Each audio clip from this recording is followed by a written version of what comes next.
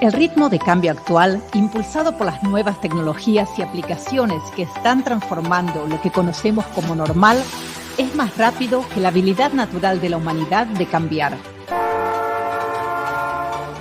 La industria financiera en América Latina se enfrenta particularmente al desafío de cambiar, de transformarse, de adelantarse al tren tecnológico que avanza a toda velocidad. Para transformarnos, debemos aprender nuevas maneras de operar, de comunicarnos y de comportarnos.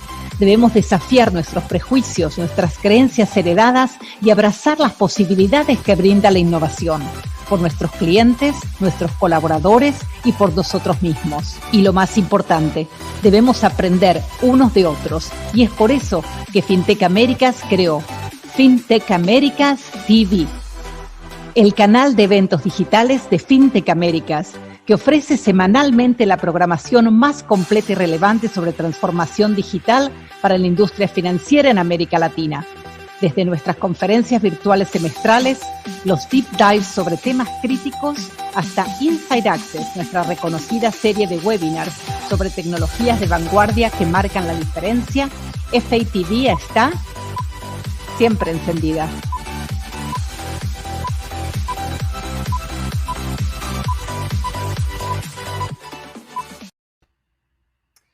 Buenos días y bienvenidos. Gracias por conectarse a este exclusivo episodio de FATV Deep Dive. Soy Ray Ruga, el CEO de FinTech Américas, y seré el anfitrión y moderador de este programa hoy. Bueno, para aquellos quienes nos acompañan por primera vez, este es un evento que realizamos mensualmente con el objetivo de explorar a profundidad, o en otras palabras, un deep dive, a los temas más candentes de la región de la mano de los líderes quienes nos comparten sus experiencias y conocimiento. Desde banca abierta al metaverso, desde pagos a las criptomonedas, nuestros deep dives están diseñados para descubrir lo que está sucediendo en la industria a profundidad. Nuestros deep dives se centran en los problemas críticos que están impulsando la transformación de la industria financiera que hemos identificado luego de nuestras investigaciones exhaustivas. En el camino a comprender los temas y las implicaciones para ustedes, también buscamos entregarte la profundidad y amplitud de los conocimientos de tus pares para ayudarte en tu propio roadmap. Antes de que acabe el año, traeremos un episodio más como parte de nuestra programación en FinTech Américas TV o FATV. Todos los deep dives tienen una estructura similar para entender el tema desde diferentes perspectivas.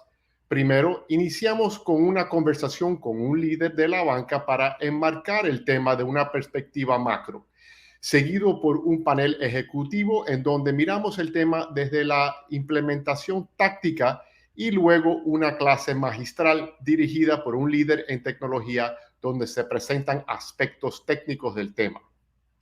El programa de hoy, El futuro de la banca está en la nube, cubre con uno de los temas más candentes y fundamentales en torno, como su nombre lo indica, a la nube.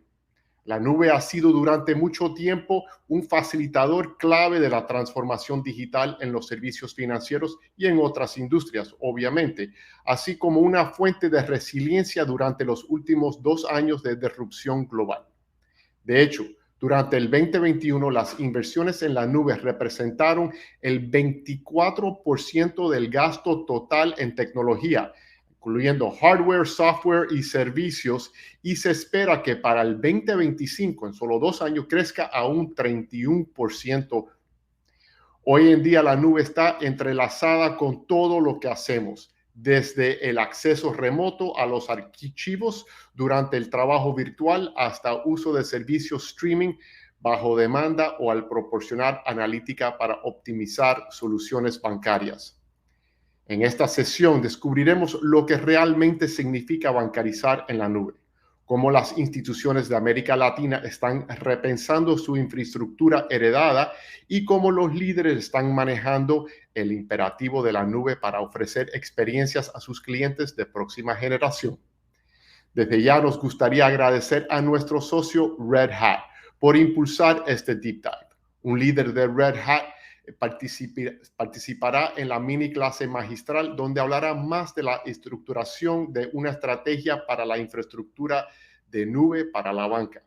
Red Hat tiene una capacidad impresionante de poder explicar temas de alta complejidad de manera clara y concisa. No se lo pierdan. Si necesitan más información sobre cómo pueden ayudarte Red Hat, puedes hacer todas las preguntas o ponerte en contacto con ellos haciendo el clic en su logo en la página de recepción de este evento. Antes de empezar, me gustaría compartir con ustedes unos consejos para utilizar nuestra plataforma de Hopin. Por favor, actualicen sus perfiles, así los demás participantes pueden saber quién eres y así crear conexiones. Estos espacios están diseñados para aprender y conectar, y no hay mejor manera de hacerlo que a través de sus preguntas y comentarios. Estamos constantemente buscando formas de mejorar nuestra programación y queremos escuchar lo que quieren y lo que es más interesante para ustedes y lo que no, por lo que recibirán un correo electrónico al final de la sesión con una encuesta que solo le tomará unos minutos para completar y será muy valioso para nosotros. Finalmente, si no pueden estar todo el programa o si se pierden alguna información importante, no se preocupen porque le vamos a compartir las grabaciones. Hoy traemos para ustedes 5 expertos de la industria de todo el mundo. Recuerden que cada sesión es interactiva, así que por favor participen en la conversación, hagan sus preguntas, compartan sus experiencias y perspectivas. Ahora, siéntense, disfruten un café, un té o un mate y prepárense para sumergirse en los desafíos y oportunidades relacionadas a la nube. Ahora, sin más preámbulos, démosle la bienvenida a nuestro primer orador del día, quien es un líder de infraestructura cloud de uno de los bancos más importantes en Colombia. Únanse a mí para darle la bienvenida a Juan Mejía, líder de infraestructura cloud de Banco Davivienda, a nuestro escenario virtual para que hable una conversación de lo que significa bancarizar en la nube y si está preparada la industria para ello. Bienvenido, Juan, ¿cómo estás? Hola, Rey, buenos días. Un placer estar acá con ustedes. Bueno, el gusto es de nosotros y la verdad que estamos muy agradecidos que hayas tomado tiempo para tener esta conversación. Bueno, ya escuchaste, espero, el preámbulo y el tema de la nube que es tan crítico para la banca digital y para la agilidad y la velocidad y la flexibilidad. ¿Qué implica tener una infraestructura nube para un banco como Davivienda?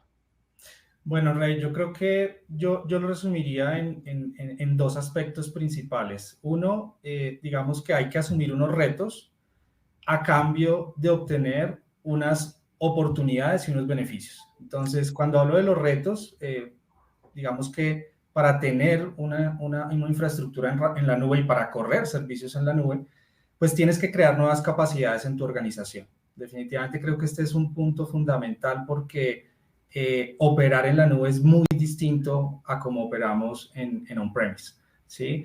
Eso va a implicar también cambios culturales dentro de la organización, que son los más retadores para todos.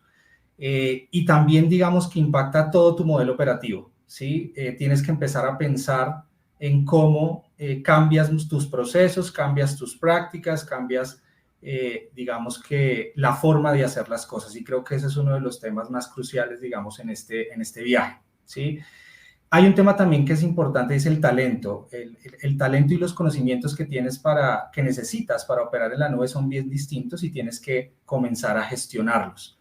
Y obviamente gestionar la complejidad. La complejidad en la nube es distinta a la que estás acostumbrado. Entonces, esos son los principales retos que nosotros encontramos y que en Davivienda hemos experimentado, pero eso nos trae muchos beneficios y también muchas oportunidades, ¿no?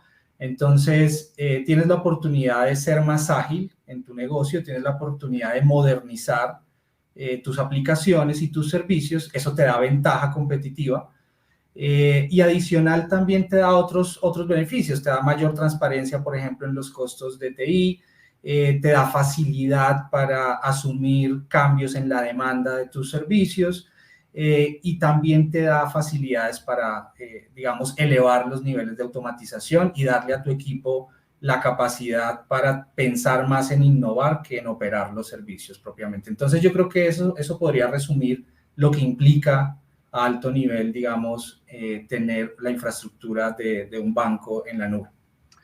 Muchísimas gracias, Juan. Quisiera, y disculpa porque estoy tomando un pasito atrás, para aquellos que no saben, para ponerle un poco de contexto a la conversación y a Davivienda, ¿nos puedes dar un poco sobre Davivienda, su tamaño, el número de empleados o de clientes o de activos, como lo quieras presentar? Porque creo que es importante que nuestra audiencia que no conoce a Davivienda sepa que es un banco importante. Esto no es un banco pequeño, ustedes es algo que creo que uno de los bancos más grande, un grupo bancario de los más grandes de la región. ¿Nos pudieras dar un poco de información sobre Davivienda?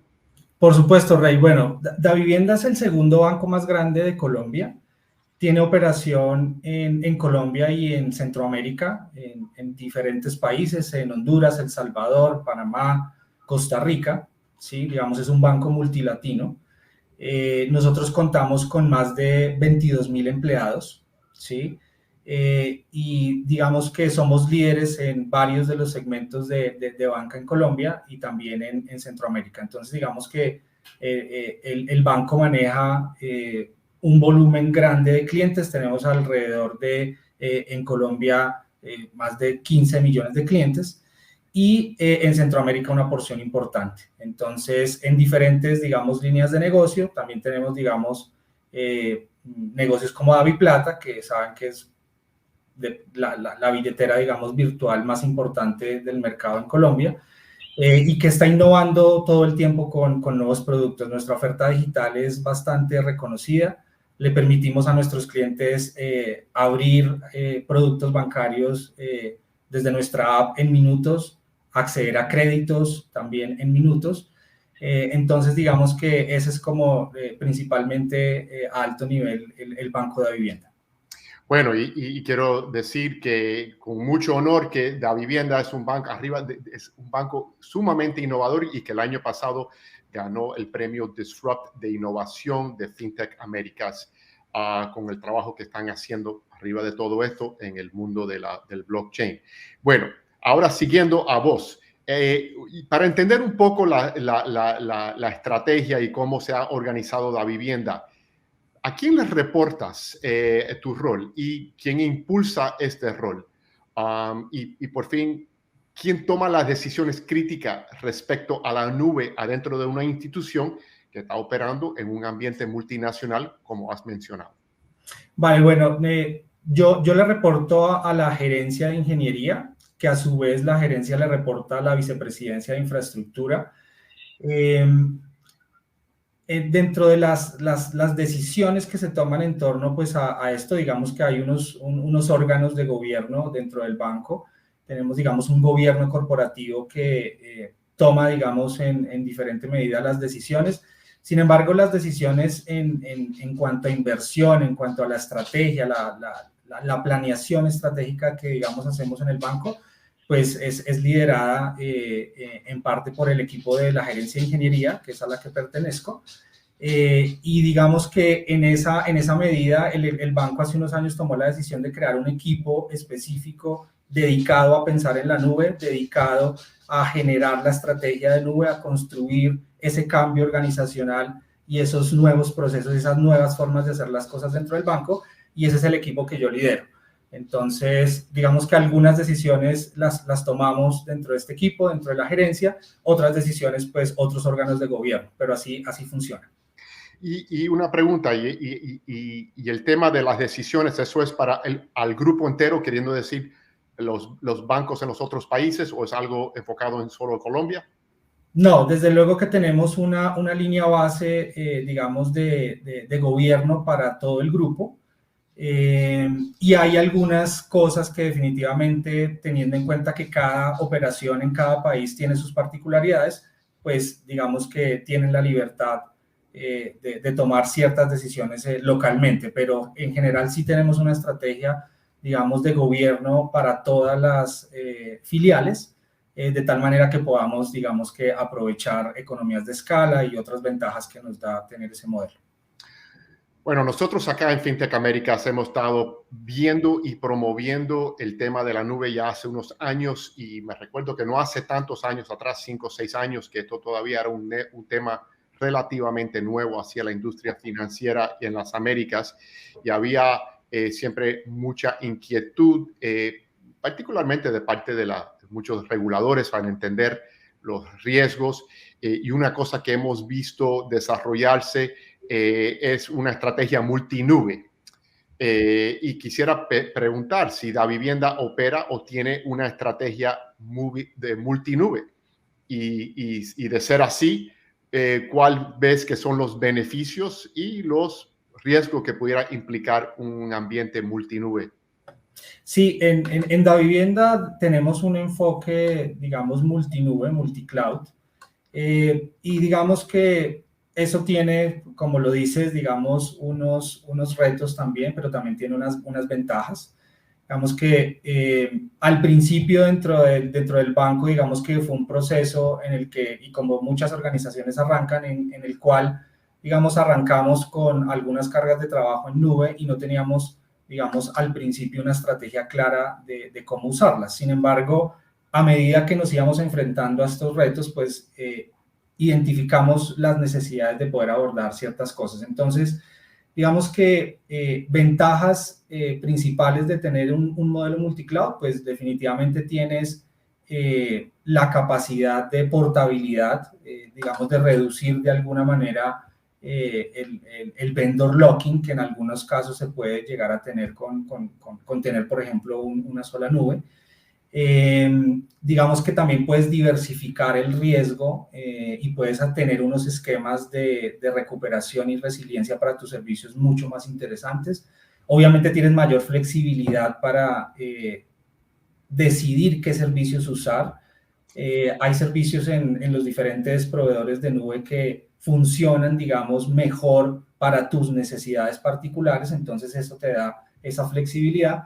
Te da una mayor capacidad para reducir los costos, porque definitivamente puedes analizar, por ejemplo, qué proveedor te puede dar mejores costos.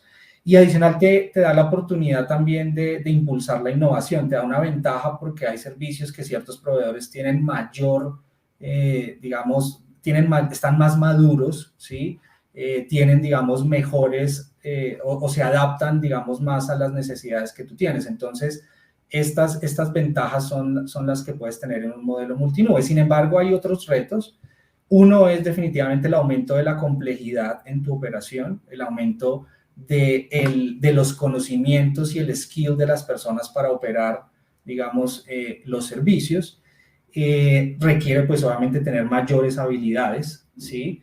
Y si no gestionas adecuadamente esa complejidad, definitivamente va a traducirse en costos, en mayores costos e inclusive en riesgos para tu operación. Entonces, yo resumiría en esas ventajas y en esos retos del esquema multinube.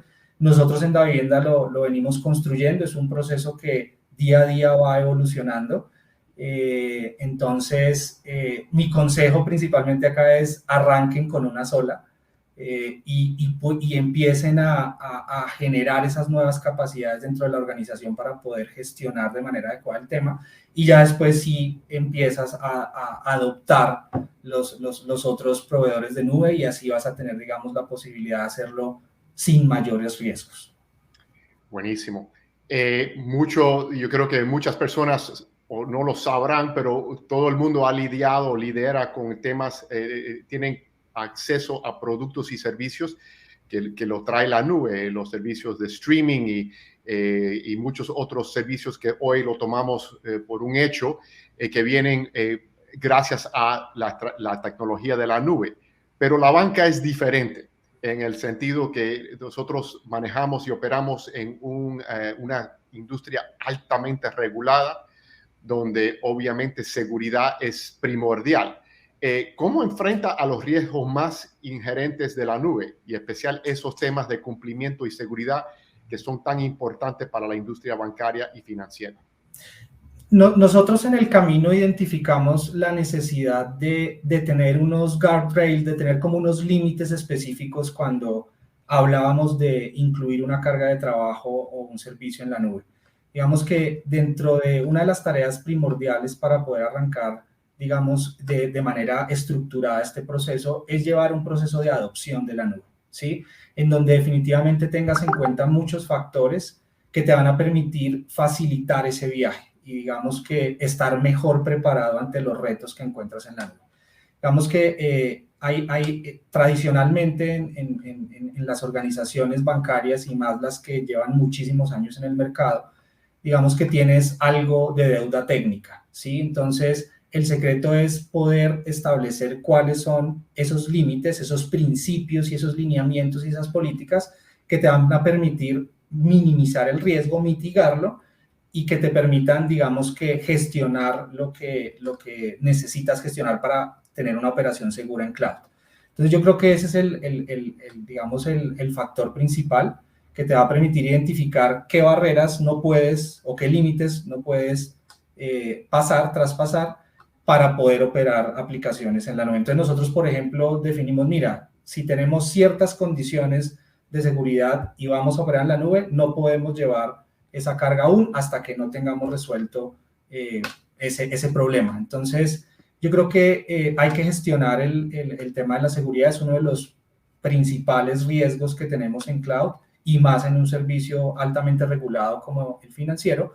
Entonces, el secreto o como nosotros lo gestionamos es estableciendo claramente cuáles son esos lineamientos, límites y poder claramente usar la tecnología que es disponible en la nube para implementarla de manera rápida y poder mitigar, digamos, que los riesgos de seguridad y otros que se presentan en cloud. Mira, aquí Alexis Gordillo nos trae una pregunta y dice, hola a todos, para un banco, ¿de qué depende el proveedor a elegir? ¿Hay variables como costo, escalabilidad, recurso humano disponible en el mercado o seguridad? Muy buena pregunta. Es una combinación de factores y ahí es donde tienes que tener clarísimo cuáles son esos criterios que vas a aplicar para la decisión. Nosotros en Davivienda establecimos, digamos, la necesidad de tener una estrategia clara de selección del proveedor con base a algunos criterios específicos, ¿sí? Entre ellos, y para mencionar algunos, digamos, no los basamos esencialmente en el costo. Creo que el tema del costo es un tema que desde nuestra perspectiva no es el más importante. Sí es importante, pero definitivamente no el que prevalece. Entonces, los criterios específicos es tener una estrategia clara de localización de las cargas de trabajo en las nubes y más cuando tienes varios proveedores. Entonces, nosotros escogimos un esquema en donde creábamos ecosistemas de aplicaciones y esos ecosistemas de aplicaciones los localizábamos en una sola nube, ¿sí? Para disminuir el aumento de la complejidad, para disminuir las dificultades de integración, tanto en datos y entre aplicaciones. Entonces, digamos que dentro de esa estrategia es claro tener cuáles son esos criterios tácticos y operativos para poder identificar, mire, es que esta carga de trabajo definitivamente casa mejor o está mejor para correr en X proveedor de cloud, y así tener una estrategia clara de localización de las cargas de trabajo que te facilite disminuir la complejidad de tu operación. Entre eso están los que menciona también Alexis. ¿Qué tantos conocimientos y qué tanto talento experto tenemos en los servicios que vamos a implementar en X proveedor de nube? Entonces, es una combinación de factores, hay que analizarlos, hay que establecerlos y tener un consenso a nivel de la organización para poder, digamos, que facilitar esa toma de decisiones. Una pregunta, cuando están operando en un ambiente multinube, ¿hay redundancy en el sentido que son similares los servicios que se están manejando en las multinube o se manejan específicamente en una nube y la otra nube tiene un enfoque a otros servicios que están manejando? Sí, definitivamente uno de los temas en los que nosotros le hemos identificado mayor provecho de tener un esquema multicloud es justamente ese que mencionas, Ray. Es usar de la nube específica lo que mejor sabe hacer. Entonces, para darte un ejemplo, nosotros identificamos que un proveedor específico de los que manejamos tiene la mejor oferta de servicios de analítica, ¿sí? En ese definitivamente estamos corriendo todas nuestras aplicaciones de analítica y allí estamos enfocando la estrategia de analítica. Entonces, digamos que no tenemos, por ejemplo, dentro de esos ecosistemas que te estoy mencionando, no tenemos aplicaciones de analítica que corran en varias nubes, sino los focalizamos en donde creemos y en donde hemos estudiado funcionan mejor. Y así con los demás proveedores. Nosotros manejamos 3. Creo que ese es un reto importante, digamos que llegar a un nivel en donde hayan quizás tantos proveedores no es el adecuado bajo nuestra perspectiva y nuestra experiencia. Creo que tener 3 incluso ya tiene unos retos altos. Vuelve y juega, mi recomendación es arrancar con uno, adoptarlo, tener, digamos, esas capacidades para poderlo operar de manera tranquila, después adoptar un segundo y quizás quedarme en 2 o máximo en 3. Y usar las mejores capacidades que tiene cada proveedor. Y obviamente Davivienda es un banco con una larga trayectoria, un legado importante. ¿Qué pasó con los servidores? ¿Siguen los servidores? ¿Se disminuyen? ¿Dónde queda ese aspecto de la infraestructura de legado que tiene el banco?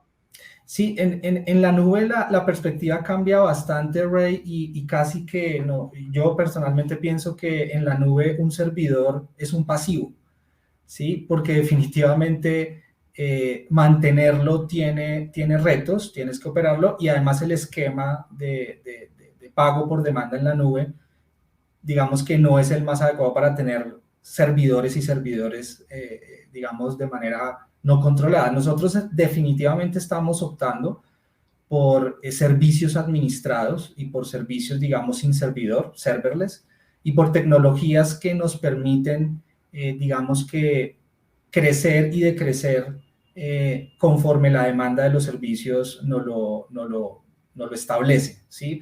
Entonces estamos haciendo esa transición. Naturalmente no es fácil hacer, por ejemplo, un journey to cloud, o sea, llevar aplicaciones del on-premise a la nube va a implicar muy seguramente que en un primer paso, en una primera fase, lo hagas en un modelo lift and shift, que quiere decir lo muevo tal como lo tengo en on-premise. Eso te va a significar crear máquinas virtuales, pero lo que estamos haciendo es establecer un path de modernización de esas aplicaciones en donde ya estando en la nube, en un segundo paso, puedo transformar y modernizar mi aplicación hacia, haciendo esa transición hacia servicios administrados y a servicios sin servidor, o hacia, digamos, capacidades en donde la nube me da muchísima facilidad, tanto en implementación como en reducir la carga operativa de mis equipos, porque no se tienen que preocupar por gestionar muchas de las cosas que en on-premise tienen que hacer. Bueno, y aquí con una pregunta final, ¿cuáles son los factores críticos relacionados a la adopción de la nube y a un entorno multinube? Vale, yo creo que el primero es definir una estrategia, ¿sí? Tienes que tener una estrategia clara, partir de un propósito, partir de cuáles son los drivers o los motivadores de negocio que necesitas para la nube, ¿sí? Definir unas métricas, definir...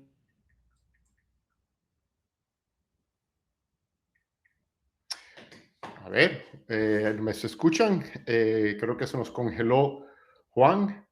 Vamos a darle acá un segundo. Bueno, desafortunadamente se nos cayó la conexión con Juan y no pudimos escuchar fin a esta pregunta que era tan importante, pero la tomaremos ahora con un panel. Y nuevamente muchísimas gracias a Juan por su tiempo y por compartirnos su experiencia en el mundo de la nube de Davivienda. Es un excelente abrebocas para todas las conversaciones que vienen. So, Juan, muchísimas gracias. Y continuamos ahora con nuestro panel ejecutivo. Estamos encantados de poder invitar a 3 líderes de la región para que nos encuentren sus experiencias. Creo que nada más que vamos a tener 2 en línea por el momento, esperando el tercero. Recuerden que estas sesiones son interactivas, así que por favor háganos las preguntas durante la presentación. Muchísimas gracias, Alexis, por su pregunta, que estaba muy buena.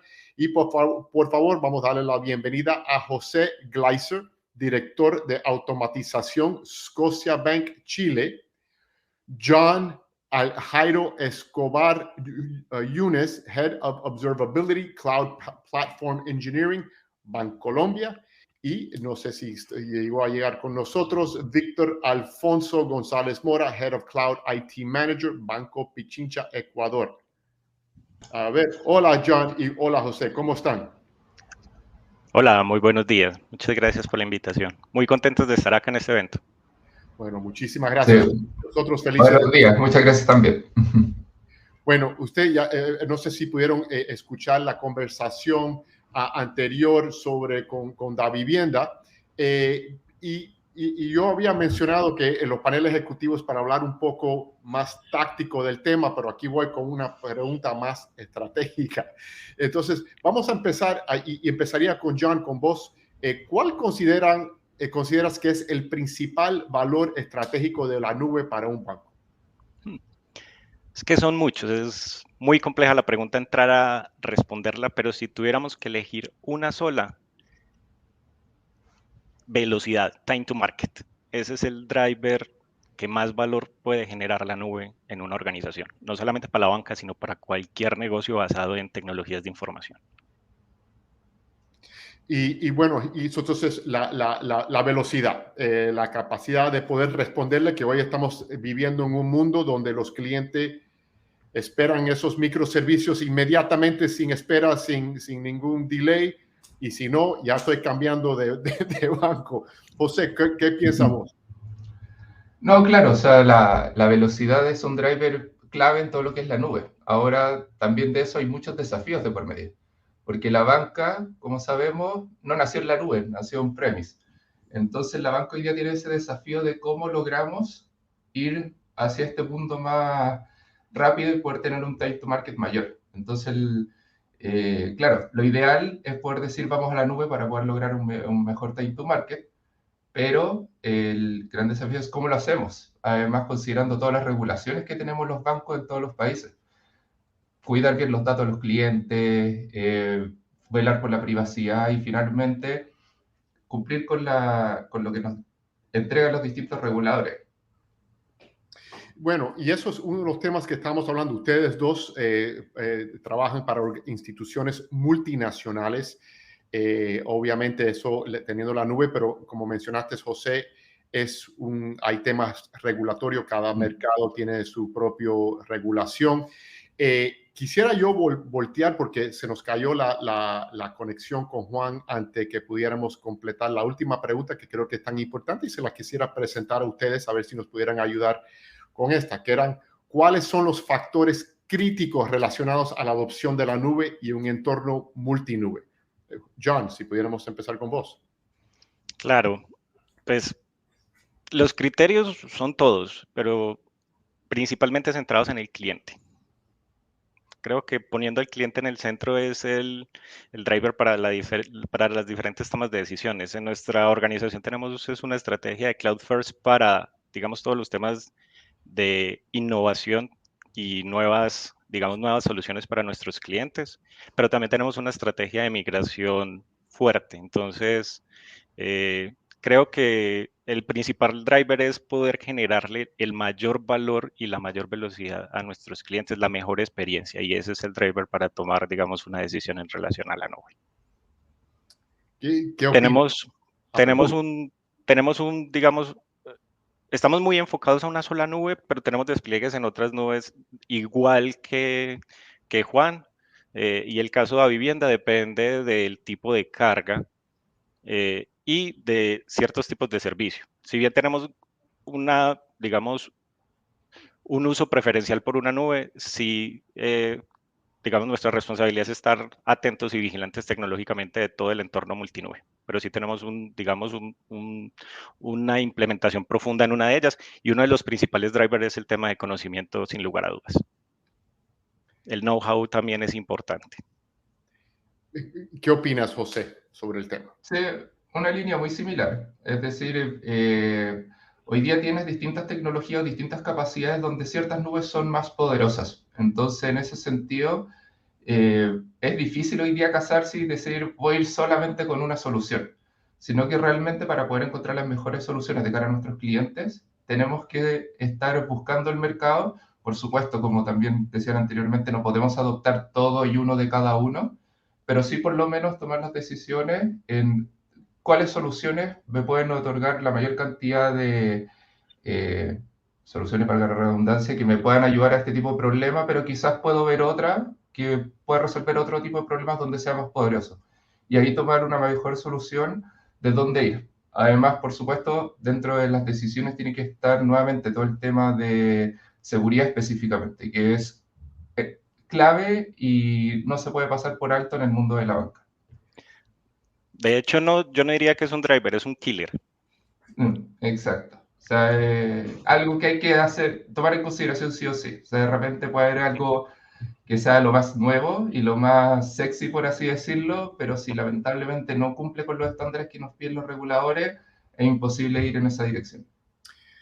Miren, nosotros, y había mencionado, nosotros hemos estado evangelizando la nube hace unos años, que habíamos pensado que era algo crítico para la transformación de la industria, y ahora aquí Eric Osmar Humán Mendoza nos hace una pregunta que creo que es muy importante y que nos agradecería su perspectiva. Dice: buen día a todos. Dentro de su experiencia, ¿cuáles han sido los aprendizajes obtenidos en el proceso de transformación digital hacia la nube? ¿Y cuáles serían sus recomendaciones para aquellos bancos que se encuentran por iniciar este proceso de transformación? Muchas gracias. Gracias, Eric, por su pregunta. ¿Qué opina? ¿Qué consejo le podemos dar a Eric? A ver, por el lado nuestro, bueno, si vamos con mi expertise, que es automatización, en sí, el hecho de ir a la nube, no hay que pensar en una estrategia de voy a tomar todo y lo voy a tirar a la nube y cuando esté listo voy a salir. Porque eso hoy día, por lo menos para nosotros, es totalmente inviable. Es rehacer el banco de cero. Entonces, dentro del punto de vista de la estrategia de cómo ir hacia la nube, se pueden tomar nuevas técnicas, como por ejemplo lo que vemos nosotros, que es automatización. Automatización puede ser un habilitador tecnológico para partir con ciertas capacidades digitales directas en la nube, pero automatización también te puede ayudar a acelerar el traspaso de información o la integración con tu tecnología on-premise, que es tu legado, que es muy difícil de digitalizar. Entonces, dentro de aprendizaje no esperemos a que la nube esté 100% lista, veamos realmente lo que hace sentido y veamos también cómo podemos integrarnos de formas distintas a lo que conocemos tradicionalmente para acelerar esa adopción. Mira, y quisiera darle seguimiento a esta y profundizar un poco esta pregunta. Vamos a decir un banco que está ahora iniciando, vamos a decir que es un banco, y vamos a darle un banco genérico más pequeño de un país nacional, solamente en un ambiente. Cuando estás armando la estrategia, empiezan con algo operativo del back office para moverlo hacia la nube. ¿Cuál fuera el primer servicio? Como dijiste, José, no se puede rehacer el banco entero y moverlo a la nube de una. ¿En qué proceso recomendarías que empiecen para empezar a obtener esa capacidad de manejar la nube? A ver, por lo menos lo que es back office, como sabemos, donde está la mayor cantidad de reglas de negocio. Por lo tanto, es lo más complejo también de mover. Entonces, en realidad, pensemos en productos nuevos o qué es lo que viene en adelante. ¿Qué se podría lanzar a la nube? Procesos basados en procesos digitales, para la redundancia, donde tenemos un nuevo producto, tenemos nuevas formas de trabajar con los clientes y eso podría digitalizarse y al mismo tiempo conectarse con nuestros back office mientras estén on-prem. Y ahí, a medida de que vaya madurando también la capacidad interna que tengan las organizaciones con la nube, ir incorporando poco a poco nuestros procesos hacia el cloud. Obviamente esto tiene que seguir la estrategia que tengamos en cuenta y las priorizaciones que pueda tener el negocio y el ejecutivo. Quiero dar la bienvenida a Víctor. Víctor, muchísimas gracias. Estamos muy felices. Aquí nos fue un momento. Hemos tenido un poco de tema técnico con Víctor. Acá, y quiero darle seguimiento a otra pregunta que tiene Pablo Ramírez, que dice que a nivel de regulaciones sobre datos en la nube, ¿cuáles han sido los mayores retos? ¿Cómo mantener compliance en un ambiente multinube? es justo que íbamos a ir a una pregunta relacionada a esa. Muchísimas gracias, Pablo. John, ¿qué opinas sobre ese tema? Sin lugar, los temas de regulación hay que trabajarlos con mucho detalle. En nuestra experiencia, digamos que encontramos en Colombia un entorno regulatorio favorable. Básicamente, en el 2019 la superintendencia presenta una circular y es en la cual se establecen que los procesos misionales de gestión contable y financiera se deben reportar a la superintendencia. Entonces, cuando hacemos un despliegue en la nube de una nueva funcionalidad financiera, un producto financiero o cuando migramos uno, pues pasamos por un proceso con la super. Aquí digamos que el tema central o digamos de más cuidado y control es que se pueda tener continuidad y que la migración se tenga establecido un plan de migración en el caso de que se termine el contrato con ese proveedor de nube, ¿cierto? Esos digamos como los puntos claves. Y también lo más importante es no mover cargas, o más bien tener conocimiento de la regulación de los países donde están los datos contables y financieros, de que tengan claras políticas de seguridad de la información. O sea, no podemos mover carga, si bien la nube es digamos, podemos desplegar en cualquier parte del mundo, sí tenemos que asegurarnos de que esos países en los cuales está nuestra carga tenga políticas y regulación y control en relación a seguridad de la información. Yo creo que esos son como los hitos más importantes en términos de regulación. No sé si tienes alguna otra posición, José, o otra perspectiva. No, en realidad es sobre lo mismo. O sea, lo más importante es ver cuál es la regulación local. Hay países que, por ejemplo, no te permiten sacar los datos fuera de la organización. Hay otros que no te permiten sacar los datos fuera del país. Hay otros que te permiten sacarlos del país, pero con consentimiento explícito del cliente. Entonces hay que tener muy en cuenta cuál es la regulación local realmente y ver cuáles son las capacidades o qué es lo que hay que ejecutar para poder llegar ya a una capacidad multinube y poder cumplir con todas las regulaciones. Bueno, y les cuento yo lo lejos que hemos caminado en este tema, que hace unos años atrás, prepandemia, un regulador me dijo a mí que él no tenía ningún problema o ellos no tenían ningún problema con la nube mientras que los servidores estuvieran basados en su país. Y eso yo creo que eso mostraba un poco por dónde estaba el entendimiento del tema. Hablando del tema de la pandemia, obviamente hemos visto un gran cambio de comportamiento de clientes, de cómo trabajamos, de cómo se manejan las instituciones. ¿Qué papel, si alguno, tuvo o qué impacto tuvo la pandemia en la creciente aceptación de operaciones de la nube? Bueno, en nuestro caso, digamos que la transformación digital vino creciendo de manera importante inclusive antes de la pandemia. El efecto de la pandemia sobre el porcentaje de adopción, actualmente tenemos un 76.5% de adopción de usuarios digitales.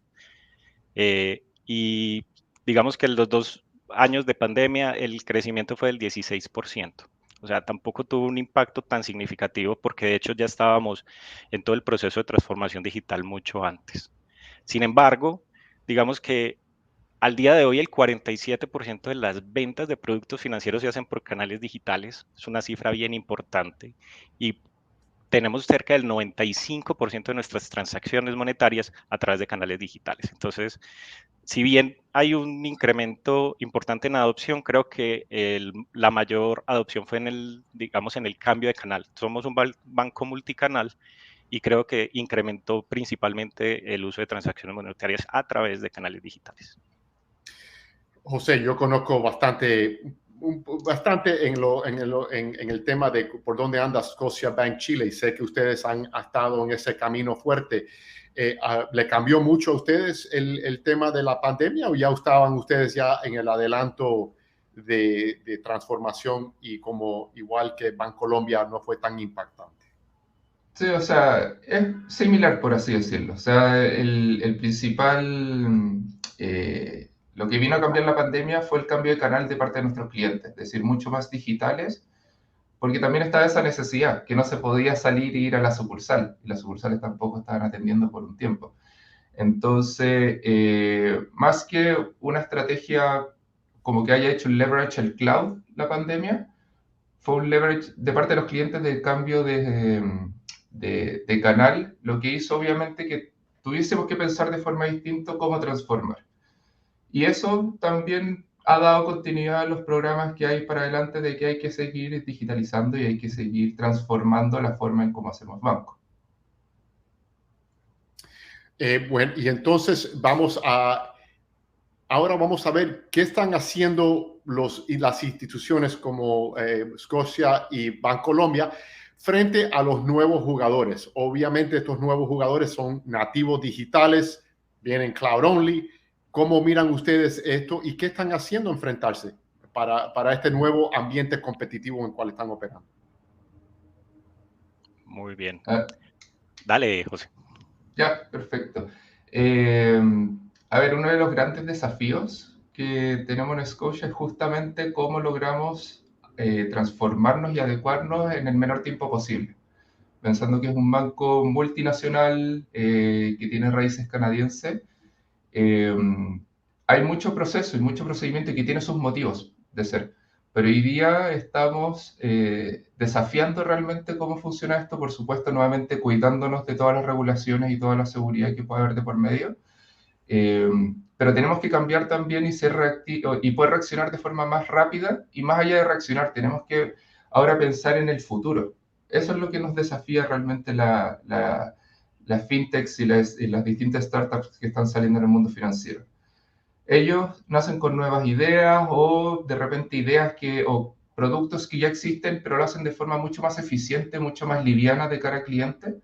Entonces nosotros, por un lado, tenemos que alcanzarlos y por otro lado tenemos que adelantarnos y pensar por sobre estas fintechs en qué es lo que viene y cómo podemos cambiar y hacer las cosas de forma distinta. Ahora, también en Chile, por ejemplo, hace poco acaba de salir la ley FinTech, que obviamente va a cambiar la cancha. A los bancos se nos va a exigir mucho más y también hay que prepararse para todo lo que eso conlleva. Bueno, acá hablando de prepararse, nos hace Alexis una pregunta que creo que se está adelantando, pero me gusta que el adelanto, porque nosotros siempre estamos acá mirando al futuro. Y pregunta, ¿los bancos que trabajan con la nube o los proveedores cloud actualmente tienen o planean una estrategia, o por último se ha hablado cómo poder abordar las consecuencias que pueda traer la computación cuántica? Dios. Sí, no, a mí, sí, Claro. sí. Listo. Y no es solamente, digamos, un tema de cloud, es un tema, digamos, de todas las diferentes características y funcionalidades que se van desarrollando en el mundo de la tecnología. Y como una organización o un mercado basado en tecnología y en productos digitales, pues nosotros estamos haciendo, digamos, vigilancia tecnológica permanente e identificar eso como oportunidades de mercado para poder proveer, digamos, soluciones, ¿cierto? No solamente el tema de computación cuántica, digamos, hay una evaluación de casos de uso, ¿sí? En qué funciones, con qué valor le podemos entregar, utilizar esta tecnología para generar valor a nuestros clientes, sino también otras tecnologías como temas de criptomonedas en fin, de diferentes funciones tecnológicas. No sé, José, ¿cómo lo ven ustedes? Allá están mirando ustedes el tema de la matemática, de la computación cuántica. Cero, la verdad es que todavía no. O sea, computación cuántica, cuando lo escuchamos estos últimos años, todavía es algo bien efímero. O sea, Sí. cuesta traerlo a cómo esto, más allá de capacidad de cómputo nueva, puede entregar un beneficio real a nuestros clientes. Y yo te diría que, tal como decía, lo importante es estar siempre buscando nuevas tecnologías, pero que realmente tenga un motivo y un beneficio hacia nuestros clientes o para también hacer más eficientes nuestras operaciones. Entonces, estas nuevas tecnologías, por supuesto, hay que seguir mirándolas, hay que evaluarlas, hay que ver qué tipo de casos de uso podrían eventualmente salir. Y por supuesto, si es que vemos que va a ser una necesidad o una ventaja competitiva, estaremos ahí observando qué es lo que viene para poder incorporarlo eventualmente. Bueno, bienvenido, Víctor. No, perdimos a Víctor otra vez. Estamos aquí. Una pregunta interesante acá que hace Luis Gómez, que dice, ¿puede un cliente en Chile, por ejemplo, negarse a que sus datos estén en la nube, es decir, fuera del banco? ¿Qué puede hacer un banco en este escenario? ¿Es posible o ya es, si quieres hacer que nosotros te bancaricemos, tienes que aceptar esta realidad? O sea, la verdad es que tengo entendido, pero no estoy 100% actualizado en la regulación, pero tengo entendido de que se puede. Y si es que expresamente lo dices, debería el banco, la institución, eliminar tus datos de la nube. Ahora, hay que revisar cómo está la regulación actualmente. La verdad es que no la tengo fresca con todos los cambios que hay, pero eventualmente se debería poder. Mira, y aquí entonces dice y pregunta entonces Mario Toscano, y esto es algo multinube o tener una nube principal.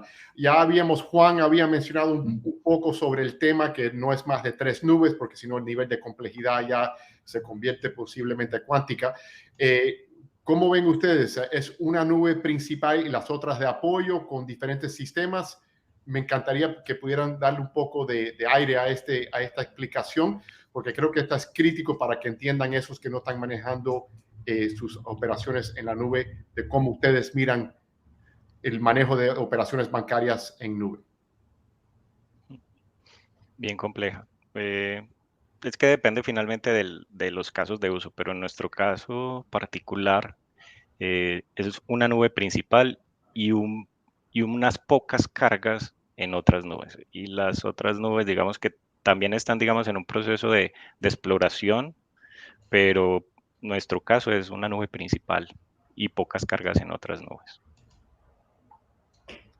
¿Cómo lo ves, José? Bueno, en nuestro caso también hay una nube principal pensando en cierta estrategia, pero también, como comentábamos al inicio, hay ciertas capacidades de que van apalancadas en otro tipo de nube. Entonces, claro, como comentábamos antes, es importante tener tu partner principal, tu tecnología principal, pero no perder de vista si es que hay una capacidad importante, que fuera, por ejemplo, que también comentaban antes, en analítica puede ser otra nube la que te haga más sentido, o en automatización puede ser otra nube la que también te haga sentido. Entonces es importante evaluar eso, yo no me quedaría solamente con una, porque efectivamente tienes mejores soluciones específicas en otras, pero tampoco llegar a diverger, como comentábamos antes, de estar trabajando con 5 o 6 nubes distintas, porque tampoco hace sentido desde el punto de vista de los conocimientos y las capacidades que vas a necesitar para poder mantener eso. Bueno, hola Víctor, ¿cómo estás? Hola Ray, José, qué pena por temas ahí logísticos no ha podido ingresar. Bien, ustedes. Muy bien, bueno, acá estamos. Esto es parte del desafío de hoy, es el manejo de esta tecnología y a veces lo sucede si hay que vivir con las consecuencias. Pero mira, tengo una pregunta y empezaría contigo, Víctor, ya que está acá para ver la perspectiva del grupo Pichincha, Banco Pichincha. Una pregunta de Raúl Marcelo Pérez, que creo que es importantísima para nuestra audiencia.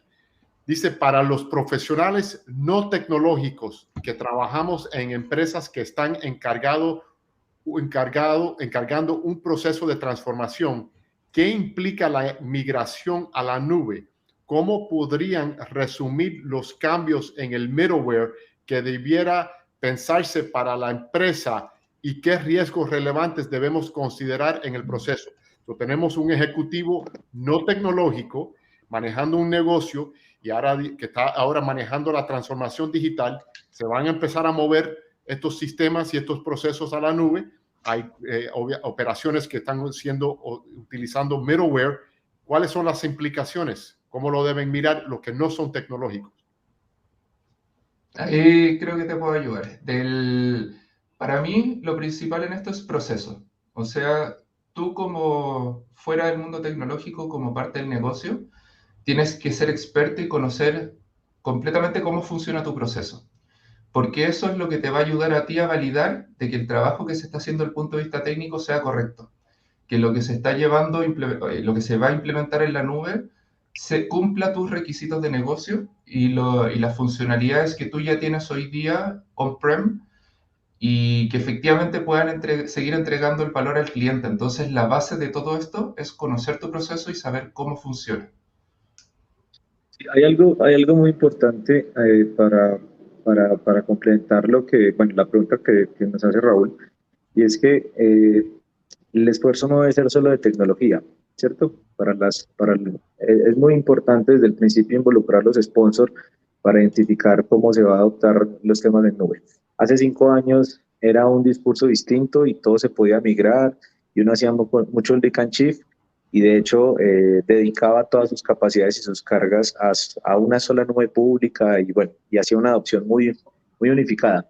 Ahora, las mismas fintech, los nuevos mercados que se están abriendo, nos obligan a tener diversidad, tener multinube en las capacidades de la capa media.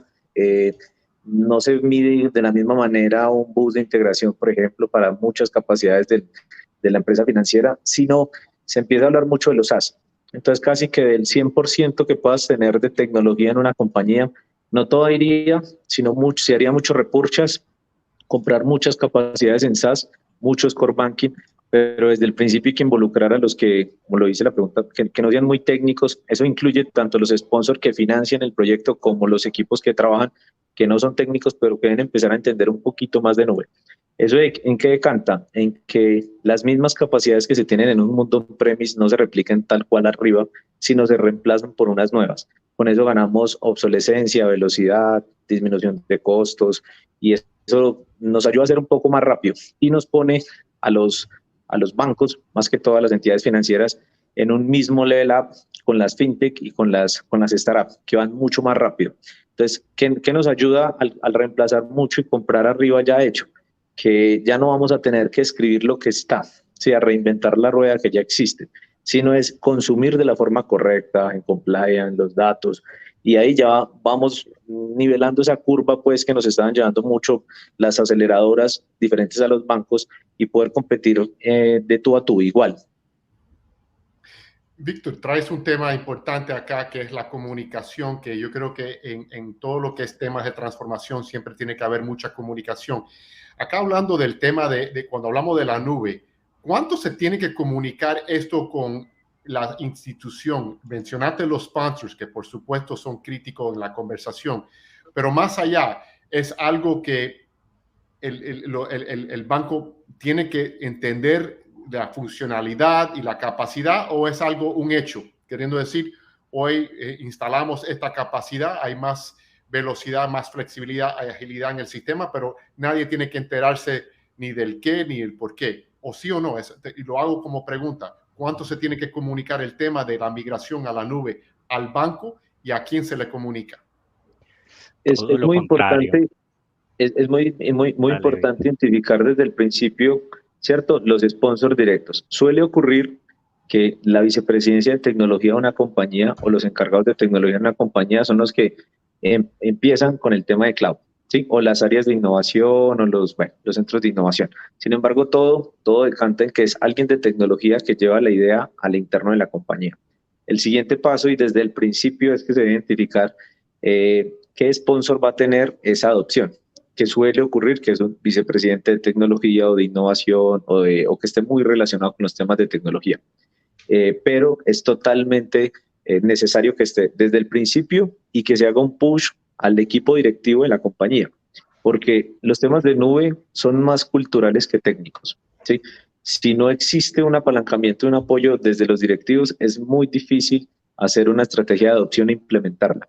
Entonces, respuesta a la pregunta, desde el principio, que si bien puede llegar por cualquiera de las directrices o de las vicepresidencias de la compañía o las áreas mismas, ¿cierto? El director de un área debe tener el apoyo del resto de la compañía, porque si no, es difícil que avance.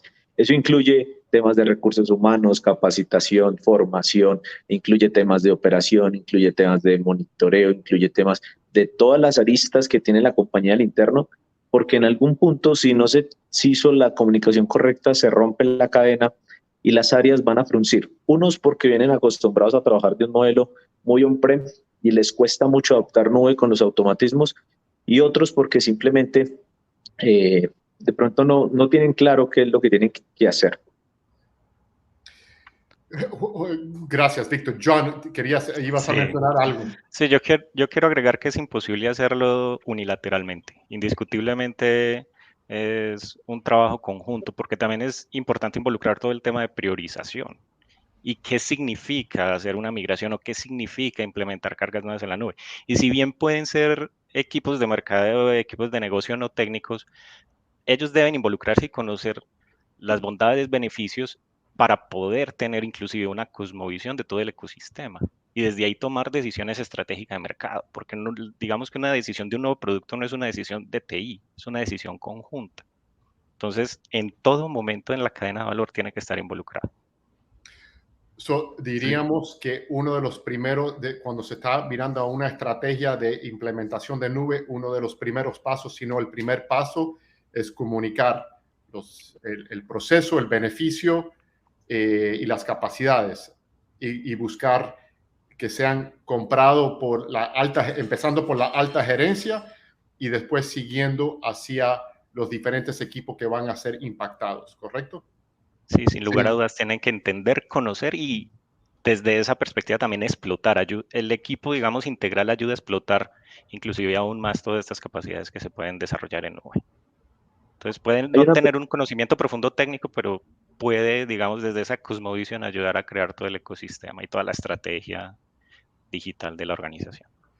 Hay una pregunta que habla de cómo se debe definir la capacidad de los equipos que acompañan, llamémoslo partners, aliados o las mismas nubes públicas que lo acompañan a las empresas en la compañía. Yo digo que no hay nube perfecta, ¿cierto? Hay que hacer un estudio muy detallado de cómo vas a hacer la adopción y en qué compañía o en qué negocio estás atacando.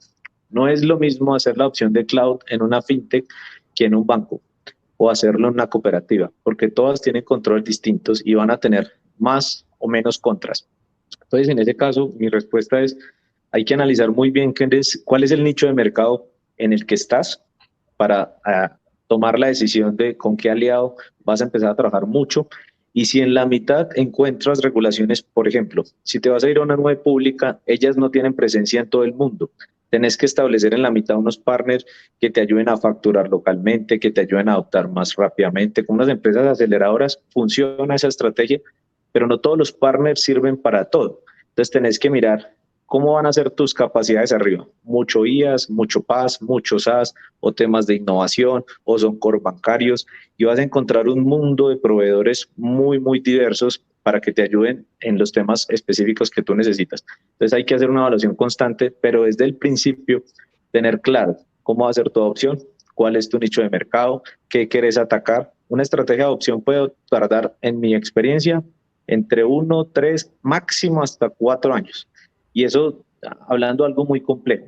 Pero pues por lo general ahorita la competencia es tan fuerte que nos están obligando a todos, principalmente a la banca, en hacer una adopción en 2 años. En por lo menos llevarnos el 60% de todas las cargas que tenemos, casi un 100%, a todo lo que pueda hacer en cloud. Bueno, mira, eso aquí le pusiste en la puerta para una pregunta que hace Eduardo Valdés.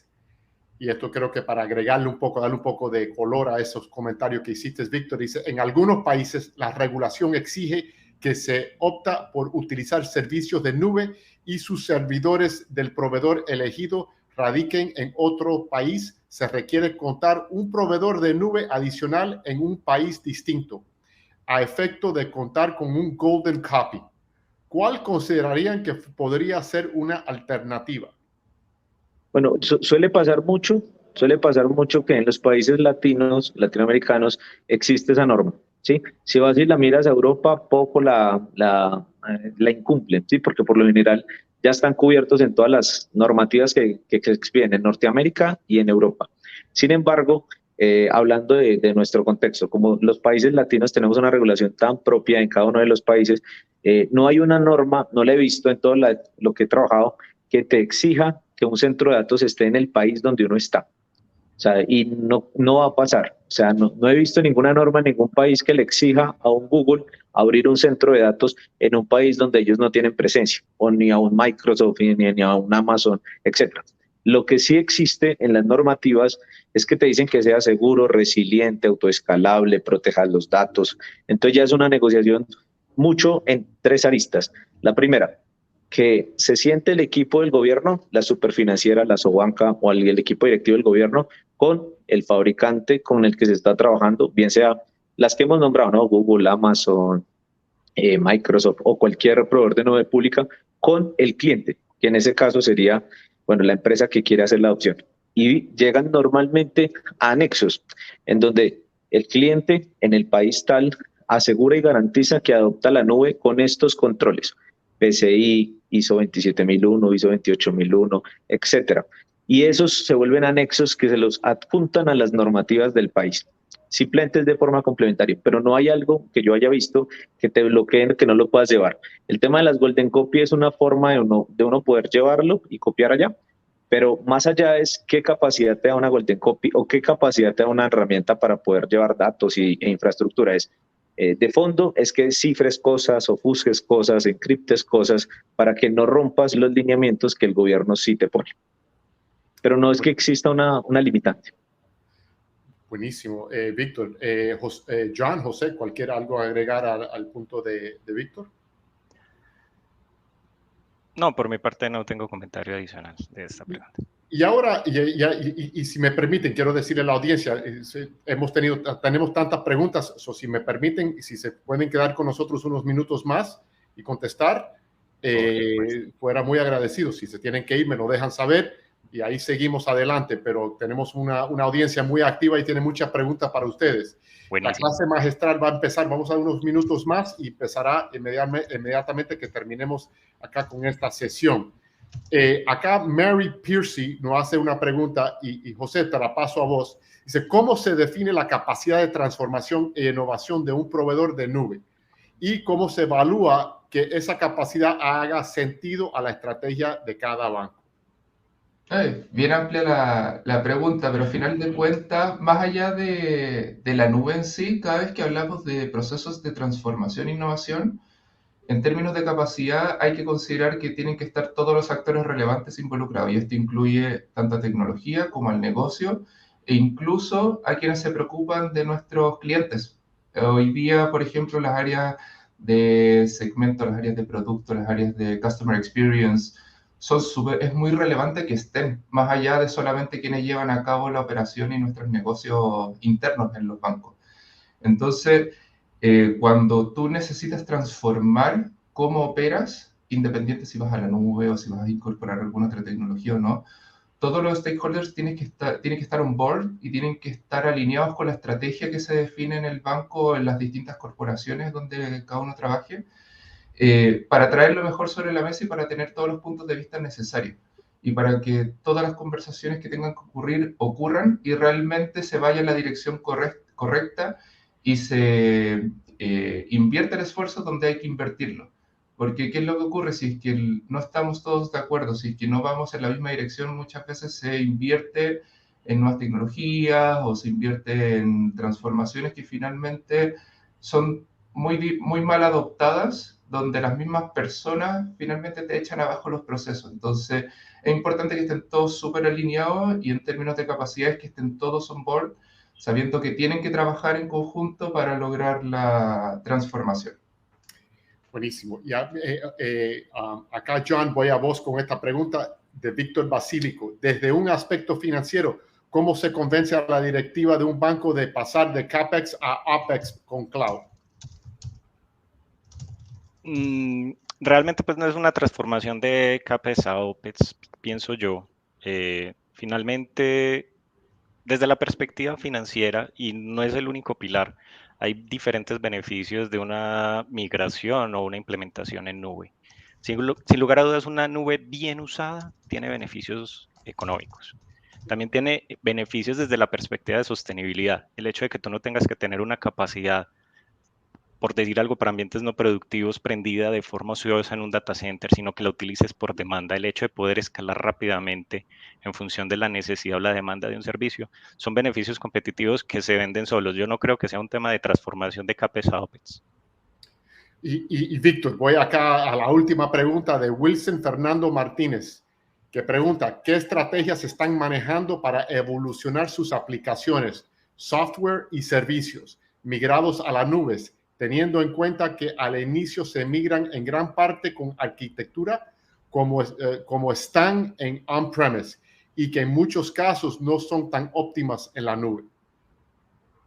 Bueno, yo creo que hace parte también de la sinergia con los equipos. A nivel de estrategias, es que no solo el equipo de cloud que se forma en la compañía es el que tiene que marcar el ritmo, sino tiene que venir un poco más atrás. Hay un factor muy clave que es el de arquitectura empresarial, que suele ocurrir, que es el rol en las compañías donde escuchan el negocio, lo que necesita.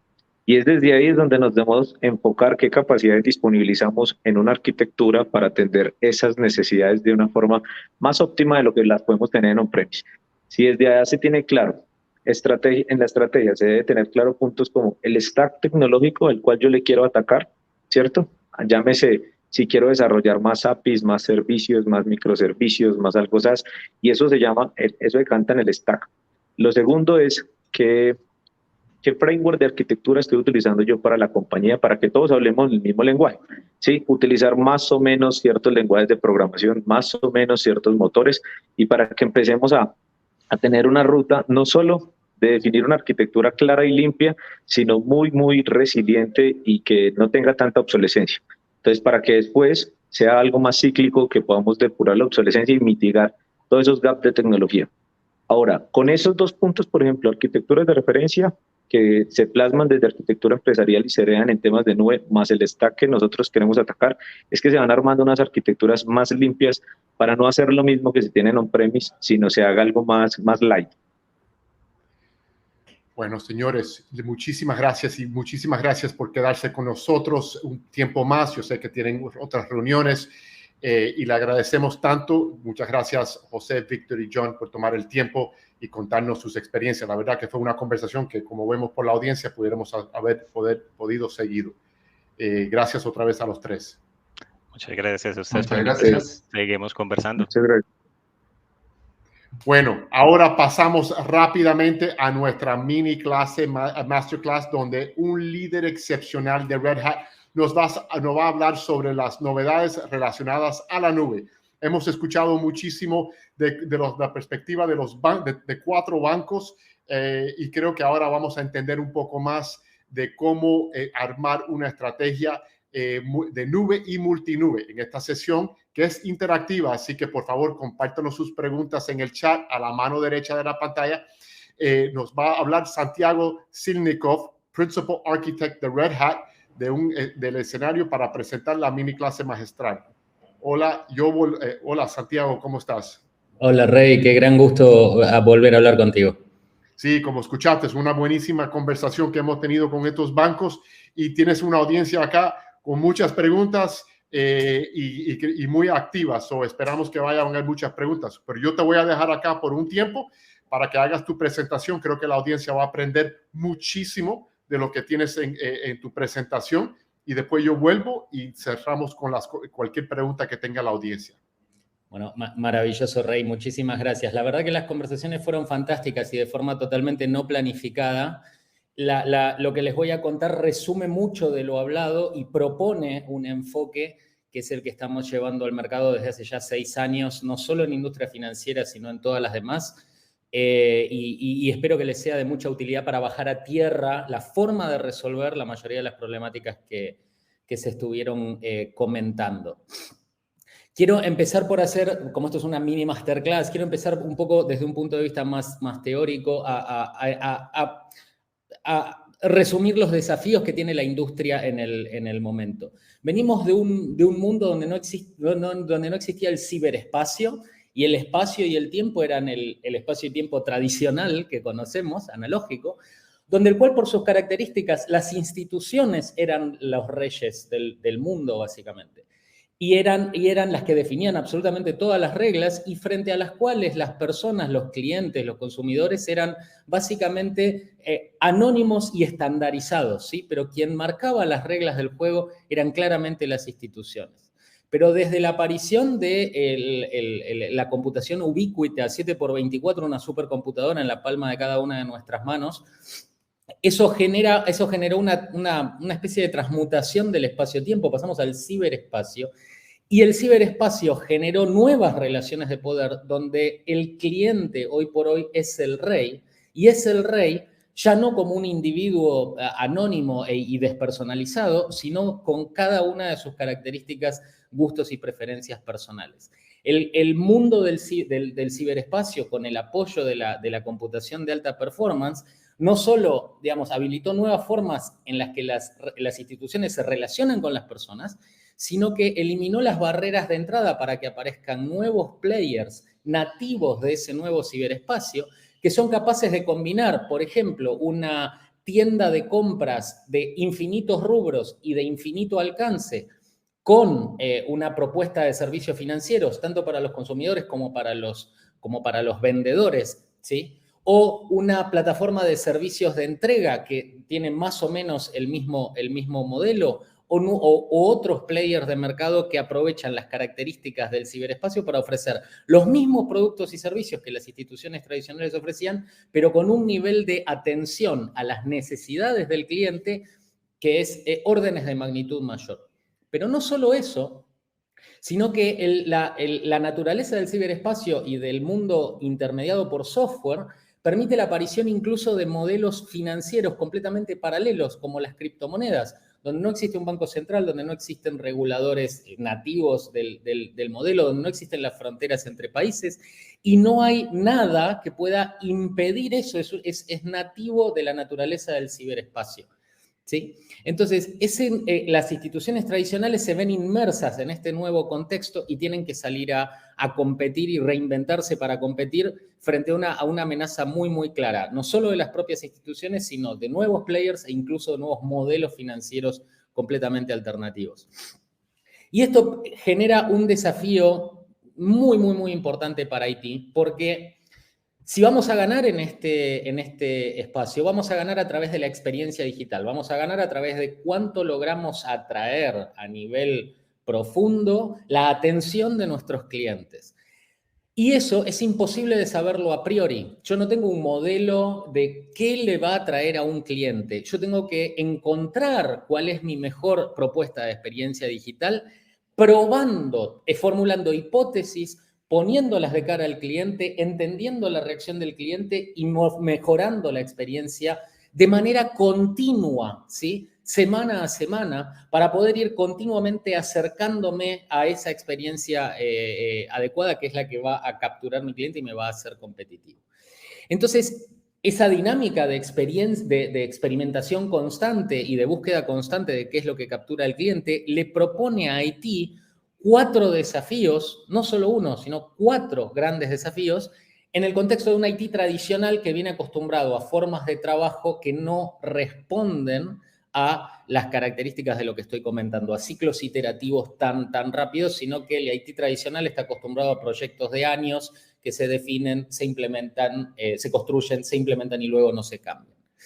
El primer gran desafío es trabajar con una altísima frecuencia de cambio, ¿sí? En el mundo digital se hacen cambios con 200 veces más frecuencia, ¿sí?, que en el mundo tradicional. En el tiempo en que un banco tradicional hace un cambio en un sistema productivo de relacionamiento con sus clientes o de cualquier tipo, un nativo digital hace 200, ¿sí? Pero al mismo tiempo, y ese es el cambio que todos, digamos, básicamente más conocemos, pero al mismo tiempo, si yo estoy usando una billetera digital, por ejemplo, y voy a ir a un comercio y voy a pagar con ello, yo necesito que ese servicio financiero tenga la misma disponibilidad que el dinero físico, que es básicamente 100% o salvo cuando me lo olvido en mi casa. Entonces, el mundo digital también nos exige nula disrupción operativa, tanto operativa como de seguridad. Y tengo que hacer las dos cosas a la vez. Cualquiera que trabaja en sistemas sabe que la forma más fácil de hacer que algo se rompa es cambiarlo. Si funciona, no lo toques. pero no puedo porque tengo que cambiar continuamente, ¿sí? Entonces, los dos primeros desafíos son tener una altísima frecuencia de cambio al tiempo que mantengo una nula disrupción operativa. La única manera de hacer eso es con automatización y automatización extrema de todo lo que ocurre entre que empiezo a escribir el código para resolver la necesidad que voy a implementar esta semana y que ese código está productivo y funcionando, y todo el proceso de cambio que pasa de código escrito a código productivo. Pero al mismo tiempo, como desafío para la organización, si yo tengo un modelo de estar haciendo continuamente hipótesis y validándolas en mercado, cada hipótesis no me puede costar una inversión enorme porque burocráticamente no puedo tener los procesos adecuados para evaluar esas inversiones correctamente y aprobarlas o rechazarlas. Tengo que tener un modelo de pay as you go donde cada hipótesis me es eficiente económicamente hacerla. Si funciona, fantástico, pero si no funciona, aprendí lo necesario para hacer la siguiente hipótesis. Entonces tengo que tener un modelo pay as you go que además sea eficiente los mínimos costos posibles. Porque además mis players nativos de nube me están compitiendo por costos, particularmente en el segmento de pagos digitales. Hay una competencia por costos feroz y yo necesito tener una estructura de costos que me permita hacer frente a ese tipo de amenazas. Ahora, al mismo tiempo, yo tengo que trabajar en un contexto donde evite el vendor lock-in, y esto en las charlas se comentó bastante. No hay ningún vendor que sea el mejor en todo.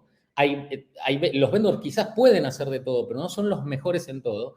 Y si yo elijo una solución subóptima para resolver, para crear mi hipótesis y generar la funcionalidad, a la larga voy a generar una experiencia digital degradada y por lo tanto voy a perder al cliente. Entonces yo tengo que tener la capacidad de tener la máxima flexibilidad para elegir la mejor solución y la que tiene mejor costo, pero al mismo tiempo, y particularmente para la industria bancaria, la tecnología es un factor de riesgo bancario, en el sentido de que si yo tengo toda mi operación digitalizada y funcionando en un tercero, ese tercero le estoy trasladando todo mi riesgo, cosa que, por ejemplo, en un banco no haría con un préstamo. Jamás ningún banco le va a prestar el 100% de su capital a un único deudor, por más solvente que sea ese deudor. Y en tecnología es exactamente lo mismo. Entonces, por cuestiones de riesgo, ¿sí? E incluso hay en la Unión Europea, acaba de salir una norma, la DORA, Digital Operational Resiliency Act, que obliga justamente a disminuir ese riesgo.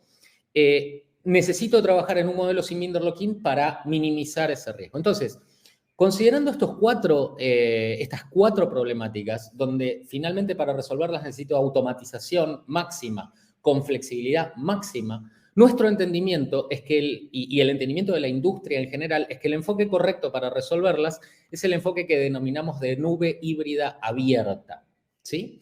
Y entonces ahora voy a pasar a contarles de qué se trata el modelo de nube híbrida abierta. El concepto de nube híbrida abierta es crear si se quiere, una capa, no es correcto técnicamente, pero hablar de una capa de abstracción, una capa propia, mi nube híbrida abierta, basada en tecnologías 100% abiertas y 100% basada en tecnologías 100% abiertas, para evitar ese lock-in.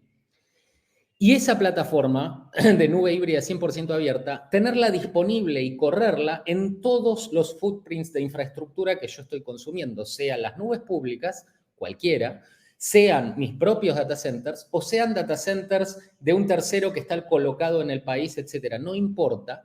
Tener mi propia plataforma de nube basada en tecnologías 100% abiertas, sobre la cual, o a partir de la cual, yo voy a tener una experiencia de desarrollo nativo de nube con las tecnologías, los procesos y la flexibilidad para que mis equipos de desarrollo construyan aplicaciones con la última tecnología y las puedan pasar a producción lo más rápido posible, en minutos, con un modelo de operación totalmente automatizado y además absolutamente simplificado para que yo no necesite un ejército de personas para hacer funcionar este nuevo modelo de plataforma, y que además me dé compliance y seguridad en tiempo real por código para mantener esa continuidad operacional y de seguridad de la que hablábamos.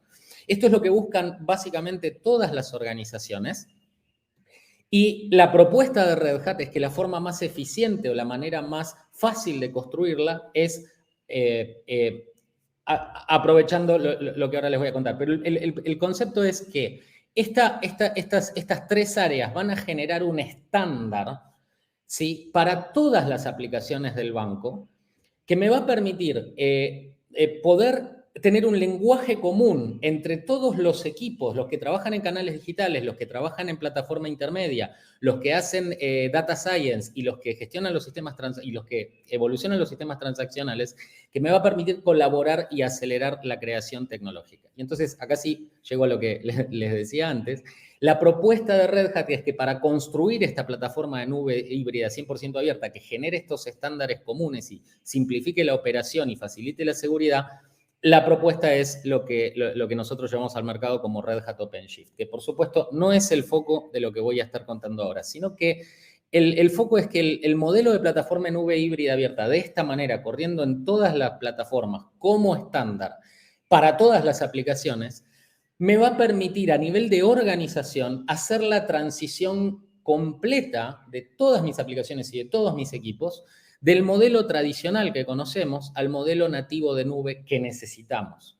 Para así, a nivel organizacional, poder reducir el time to value. No solo reducir el time to value en los canales digitales, mientras que el core tardó años, sino a lo largo de toda la organización poder reducir el time to value, aumentar la frecuencia de despliegues, minimizar el tiempo de despliegue, maximizar la productividad, eliminar los incidentes de seguridad, maximizar el valor que obtengo por dólar invertido en infraestructura, maximizar el uptime y finalmente lograr que en todas las áreas de la organización se viva y se respire transformación de la misma manera, ¿sí? Lo cual es indispensable para poder lograr esa experiencia digital que le quiero llevar al cliente de manera integral.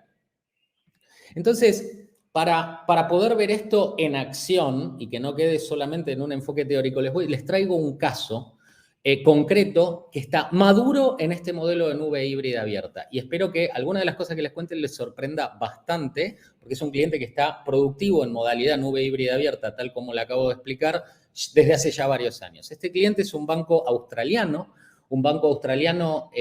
originalmente banco de inversiones de 75 años de existencia, que originalmente tenía una banca minorista, pero muy reducida, con muy pocos clientes, y hace unos 5 años, un poco más, en 2015, toma la decisión de salir a competir en el mercado minorista de manera masiva.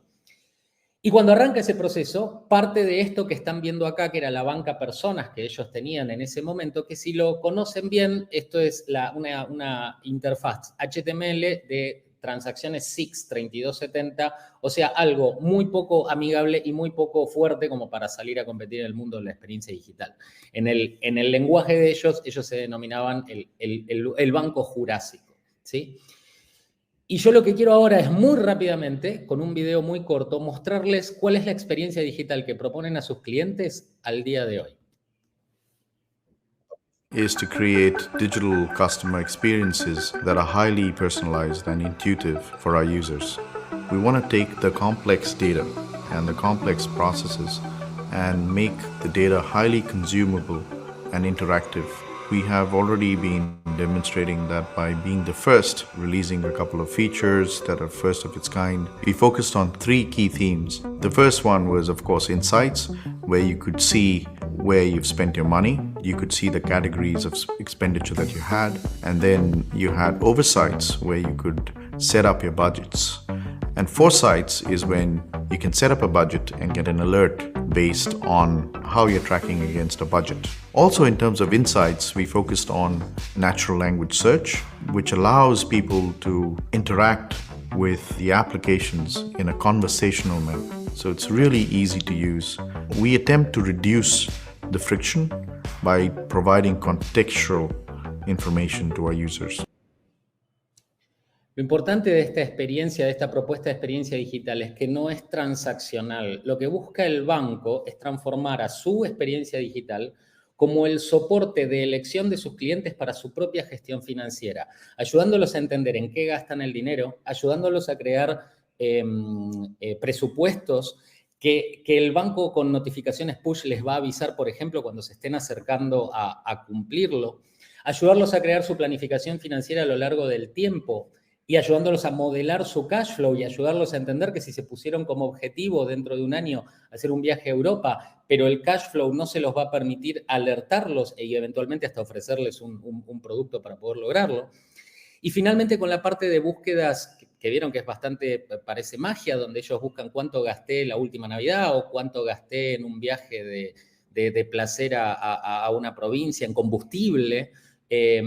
Lo que buscan es capturar esas inquietudes de la persona frente al uso del dinero, que la persona a través de la experiencia digital les comunique cuáles son sus inquietudes, porque claramente cuando hace una búsqueda es porque es algo que le preocupa. Y a partir de toda esa información, el banco crear por algoritmo, ¿sí?, una propuesta de productos y servicios tan adecuada a las necesidades financieras del cliente en ese momento que para el cliente es imposible de rechazar, ¿sí? Y pensemos cuán radicalmente diferente es ese enfoque del enfoque tradicional y cuán exitoso es. Entonces, este banco tiene muchas cosas muy interesantes, una de las cuales es ellos trabajan en 3 entornos productivos al mismo tiempo. Tienen un primer entorno productivo que lo llaman de laboratorio, que es de beta, donde trabajan con los 1.500 clientes más early adopters que tienen, que voluntariamente colaboran con el banco en la creación del roadmap de funcionalidades de productos y servicios y tecnológicas de su banco digital. Y ahí co-crean con ellos y crean MVPs continuamente de nuevas funcionalidades que luego, cuando son validadas ahí, pasan al segundo entorno productivo, que es el que usan los 11.500 empleados del banco, donde esas funcionalidades se maduran y finalmente ahí llegan al entorno de producción donde tienen sus millones de clientes, pero es el modelo más eficiente de co-creación con el mercado en escala y en tiempos cortos que yo haya visto concretamente y realmente implementado en un banco de 75 años de existencia y de manera business as usual, no en un momento dado, sino esto es continuo y es lo que hacen todo el tiempo. Obviamente, para poder hacer esto, trabajan con una arquitectura digital first en la capa de omnicanalidad y en la capa de cliente, de canales a cliente, pero les sorprenderá saber que mantienen los cores en 6 COBOL como los tenían antes sin prácticamente tocarlos. Y eso lo vamos a ver un poquito más adelante. Pero por supuesto son capaces de hacer 40 despliegues de nueva funcionalidad por día en esta capa digital, en 5 minutos en promedio cada modificación, con una arquitectura de APIs y microservicios y un modelo de Bank as a Service, corriendo todo esto sobre un modelo de plataforma de nube híbrida abierta en múltiples nubes, en 2 grandes nubes públicas, que les permite tener un zero downtime porque las nubes públicas actúan de sitio de contingencia de ambas. Y los resultados son sorprendentes. Han ganado 2 millones de clientes en aproximadamente 3 años, ya que su NPS es órdenes de magnitud superior a los de la competencia y capturan a los clientes por experiencia. Y a su vez, a partir de este enfoque de banco como servicio, que fueron los primeros en salir al mercado en Australia mucho antes que la competencia, han logrado establecer modelos de asociación con grandes retailers y demás, con 12 nuevos socios, 12 nuevas líneas de negocio con una inversión prácticamente nula. El caso es muy, muy interesante y lo podemos explorar mejor con otros materiales, pero para ir al detalle, ellos, por ejemplo, una de las cosas que ofrecen es experiencia basada en contexto. A partir de este diálogo con sus clientes más early adopters, entendieron que ellos viajaban mucho y que el máximo valor que les podía dar el banco era que la aplicación se diera cuenta en qué lugar geográfico la persona estaba y le presentara funcionalidad adecuada, como por ejemplo desactivar la tarjeta si se la olvidó en el hotel y teme que se lo hubieran robado. Poder apretar un botón y estar hablando con el call center, con el contact center, sin necesidad de ponerse a buscar números de teléfono y presentarle sin lugar a dudas cuál es el tipo de cambio que le va a aplicar él en el lugar en el que está. Parecen cosas triviales, pero la comunidad de usuarios de Macquarie les pidió estas funcionalidades que están viendo antes que implementen Apple Pay. La estrategia del banco era salir con Apple Pay como caballito de batalla y su propio mercado le dijo, no, tu caballito de batalla es este. Y luego, continuando ese diálogo, lograron en un par de años ganar 2 millones de clientes, lo cual rompe básicamente todas las mediciones. Por supuesto, tienen un modelo totalmente omnicanal. Y acá quiero ir un poquito al detalle de arquitectura, por supuesto, sin entrar a profundo detalle, pero para llevar un poco de claridad de cómo logran lo que hacen y qué beneficios que los van a sorprender obtienen. Ellos tienen todos sus sistemas transaccionales en SIX COBOL como los tuvieron siempre. Lo único que han hecho es dejar que los sistemas transaccionales sean solo transaccionales y toda la funcionalidad de personalización, de procesos, de todo lo que sea, lo han migrado a la capa digital. Y la funcionalidad transaccional se accede a través de servicios en modelos SOA y APIs REST, puramente transaccionales, ¿sí? Pero toda la funcionalidad extra la han llevado a esta capa digital basada en microservicios y APIs, ¿sí? Pero una cosa adicional que han hecho es que en esta capa digital ellos tienen un data lake en tiempo real, ellos le llaman Smart Data Store, es básicamente una base de datos, para quien sea técnico, Apache Cassandra, una base de datos Cloud Native, donde ellos replican en tiempo real cada cambio que ocurre en estos cores, ¿sí? En medio segundo, si hay un cambio de datos de un cliente en este core, eso a través de Change Data Capture y Apache Kafka, streaming de mensajería, replican ese dato en este Smart Data Store. Entonces, al tener los mismos datos que en el core, pero ya en una modalidad nube, donde el costo por consulta es nulo, ellos pueden, por un lado, sin costo extra, hacer toda esta funcionalidad de búsquedas y analíticas y demás y ofrecerlas de una manera que si la tuvieran que hacer sobre los cores sería absolutamente impracticable. Pero además, cuando un cliente interactúa con los canales, en el 87% de las veces es una operación consultiva, no está transaccionando, está consultando.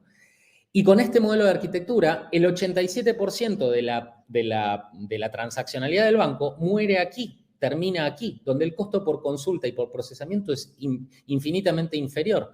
Y solo llegan a esta capa el 13% de las transacciones.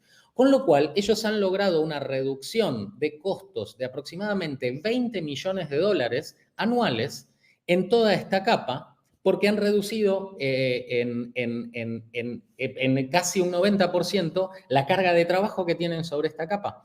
Y el presupuesto total que tienen para toda la capa digital es de $16 millones, con lo cual todo el banco digital, en resumen, les sale gratis. Súper interesante. Y por supuesto, ¿dónde están corriendo en modalidad nube híbrida abierta? En todo lo que no sea los sistemas 100% legados, en la capa de integración y en lo que tienen en las nubes como plataforma digital. ¿Y por qué? Por lo que vemos a continuación. Ellos tienen como nube principal para correr aplicaciones AWS y la parte de analítica la tienen en Google. Pero como ellos tienen este modelo de Kubernetes estándar con OpenShift en ambas, en el momento y en tiempo real en el que están procesando 8.600 transacciones por segundo, empiezan a detectar algunos errores en Amazon, no una caída total de Amazon, sino algunas degradaciones de performance, algunas fallas de algunos servicios que ellos entienden que les puede afectar la experiencia del cliente. Y en tiempo real migran el procesamiento a Google, donde en ese momento no están teniendo error. Entonces, son capaces de hacer un cambio de nube de donde corren sus aplicaciones en tiempo real, procesando 8.000 transacciones por segundo sin perder una sola transacción. Con este modelo, ellos reportan que a nivel digital tienen un downtime de cero en los últimos 2 años, y cuando logren llevar el core, que lo tienen en roadmap para hacerlo más adelante, van a ser capaces de tener cero downtime absolutamente across the board, o al menos esa es su inquietud, ¿sí? Acá lo que les comentaba de los partners, como tienen un modelo de banco como servicio sobre el cual ellos construyen a su vez sus canales digitales, ofrecer ese mismo banco como servicio a un tercero, en este caso un retailer o 12 retailers de Australia, tiene como esfuerzo un par de semanas básicamente, y ya pueden establecer acuerdos de cooperación donde el retailer provee los clientes, el banco provee los servicios financieros y van mitad y mitad con las ganancias, con básicamente nula inversión para cada caso. Y en definitiva, por supuesto que tenemos mucho más material sobre este caso, pero en definitiva lo que ellos entienden es que a medida que ellos han ido implementando este modelo de nube híbrida abierta, implementando cada una de las particularidades que les he ido comentando, lo que ellos han ganado en definitiva es la capacidad de ir creando cada vez más volumen de valor hacia sus clientes. Son capaces al mismo tiempo de trabajar en cada vez más múltiples nuevos features para llevarles a sus clientes, y ese es el indicador que finalmente en este mundo digital te va a hacer ganar o perder. Entonces, volviendo a este modelo que les comentaba, acabo de mostrarles un caso donde resuelve las 4 problemáticas al mismo tiempo con el modelo de nube híbrida abierta, y imagínense quitar el modelo de nube híbrida abierta para cualquiera de las cuestiones que les comentaba, y se van a dar cuenta que o afecto la frecuencia de cambio, o afecto la disrupción operativa, la nula disrupción operativa, o afecto el modelo Pay as you go, o afecto el modelo de lock-in. La única manera de poder hacerlo, de poder resolver estas problemáticas a la vez, es a través del modelo de nube híbrida abierta. Ese es nuestro entendimiento, y facilitar la adopción de un modelo de nube híbrida abierta se transforma entonces de la misión de Red Hat en esta era. Para cerrar mi presentación, obviamente, claramente no es el Banco Australiano este caso, son más de 3.000, entiendo, en este momento, organizaciones financieras de todo el mundo adoptando este modelo. En la región son más de 70, aquí están viendo algunas muy importantes como Itaú, Banco Central de Brasil, Galicia, y varias más que quizás no son tan públicas, entonces no están incluidas acá. Y la bendición de Gartner y Forrester para que comprendan que este modelo, que a priori a veces puede sonar medio extraño, es en realidad el modelo que mejor resuelve las necesidades de una organización como un banco tradicional que se inserta en el mundo digital. Y hasta aquí entonces el contenido básico de la masterclass, y esperando con absolutas ansias poder charlar con el gran Rey, que siempre es un enorme placer. Buenísima presentación, Santiago, y creo que, como hemos visto, esta es una audiencia que está súper enchufada en este tema, esperamos muchas preguntas, pero vamos a empezar con la primera pregunta, que la hace Raúl Marcelo Pérez, que dice: lo que mencionas implica que el riesgo inherente y riesgo de cumplimiento se incrementa en gran medida. En tu experiencia, ¿cuáles consideras que son los controles claves? Hoy en día se habla de crear valor ante todo. Sin embargo, muchas veces nos olvidamos de proteger el valor. Mira, la pregunta es maravillosa, Raúl. Millón de gracias. Realmente me gustaría poder conversarlo en persona. Lo que menciono implica que el riesgo inherente se incrementa en gran medida, sí, pero ese es el rol de Red Hat, aún en este modelo de nube híbrida abierta, multinube y con el data center, dar todas las funcionalidades y los estándares para que ese riesgo no se incremente e incluso se disminuya. Imagínate que tú estás trabajando con 3 nubes más tu data center, cada una es un silo tecnológico, tienes distintas versiones de Kubernetes, distintos modelos de despliegue, distintas arquitecturas aplicativas, y cada equipo tiene que encargarse de hacer el cumplimiento de compliance y seguridad en cada uno de esos lugares. No escalas. Tienes que tener la demanda de expertos eficientes y capaces para poder hacer eso es mucho mayor que si tienes un estándar y enfuerzas ese estándar por código. Es una cuestión de economías de escala y es una cuestión de logística de la cadena de valor, y me encantaría poder profundizar contigo en cómo lo resolvemos, porque realmente justamente es lo que nosotros resolvemos, es exactamente esa problemática. Pero es una discusión bastante más profunda y más técnica. Bueno, por eso le llamamos esto el deep dive, porque nos profundizamos acá. Pero mira, se ha mencionado mucho y hemos tocado el tema de multinube, que creo que ahora de lo que estamos viendo es un esquema posiblemente ideal. Pero ¿por qué es importante considerar este modelo de multinube híbrida si trabajando con un único vendedor puede obtener grandes ventajas económicas y estandarización tecnológica? ¿Por qué meternos en esta complejidad cuando trabajar con uno da ventajas? Mira, hay varias razones, algunas las cubrí en la presentación, el tema de que ningún vendor es el mejor en todo. Y, por ejemplo, se mencionaba en los paneles anteriores que hay vendors que son fabulosos en analítica. Y hoy analítica es diferencial. Si armas tu modelo analítico con una solución subóptima, tus productos al mercado van a ser inferiores. Entonces, no estás obligado por la naturaleza del negocio de un banco tradicional y del negocio en nube. Por default vas a trabajar con múltiples nubes. Vas a contratar una solución SaaS Y esa solución SaaS tú no tienes control dónde está corriendo. Tú eliges un vendor de nube, pero de repente estás consumiendo una solución SaaS de un tercero. Entonces, eso ya es por default que vas a trabajar en un modelo de multinube. Entonces, tienes que adaptarte a eso, digamos, creas o no que es la mejor solución. Pero además hay un punto muy importante. Estamos en un mundo que está cambiando a nivel geopolítico, y no es que acá vamos a ponernos a hablar de ese tema, pero estamos en un mundo que está cambiando y esta cuestión de que el sistema financiero ponga todos los huevos en una canasta o en pocas canastas, en términos de dónde se procesa, de dónde ocurre realmente la operatoria financiera, no es trivial. Imagínate que todos los sistemas de pago de un país están en un único vendor tecnológico, ese vendor tecnológico es ciberhackeado. Ya no es que se cae cada uno de esos vendors y pierde plata un privado. Podés tener una crisis financiera regional o global a partir de esa situación. Entonces, por eso los reguladores están empezando a pedir, conté el caso de Digital Operational Resilience Act, DORA, en Europa, en Norteamérica empieza a ocurrir lo mismo, en los que aún dentro del mismo mercado empieza a ser una preocupación muy grande por el riesgo sistémico que afecta a todos. Y el segundo punto es...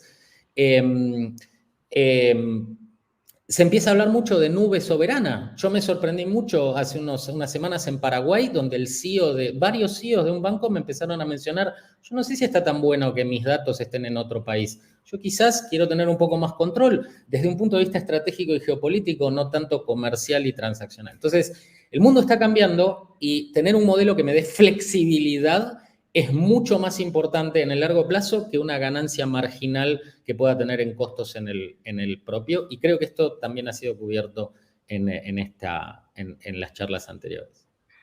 Santiago, si el estándar de plataforma Cloud Native es Kubernetes, ¿por qué mejor no trabajo con el Kubernetes que ofrece las distintas nubes?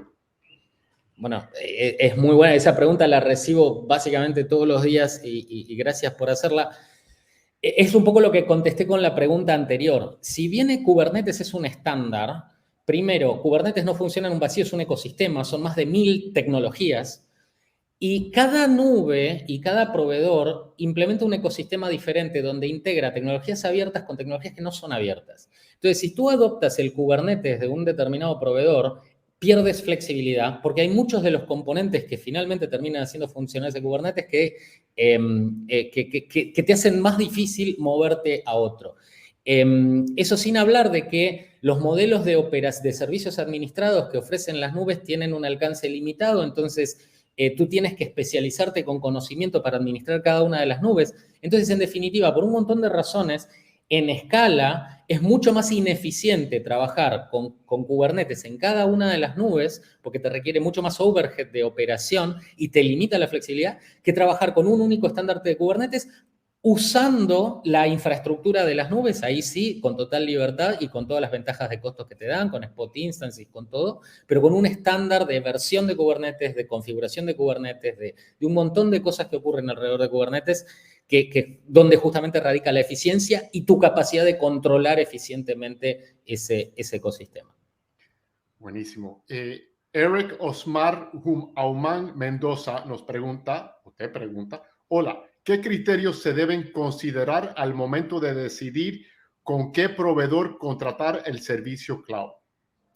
Bueno, Eric, enormes gracias por la pregunta. Yo lo que creo que estamos tratando de presentar aquí es que esos criterios hoy te pueden dar como resultado que la mejor opción es uno y mañana, el mes que viene, el año que viene o en 10 años te puede dar como resultado que la mejor opción es 1, 2, 3, 4, todos a la vez, uno en un continente y otro en otro.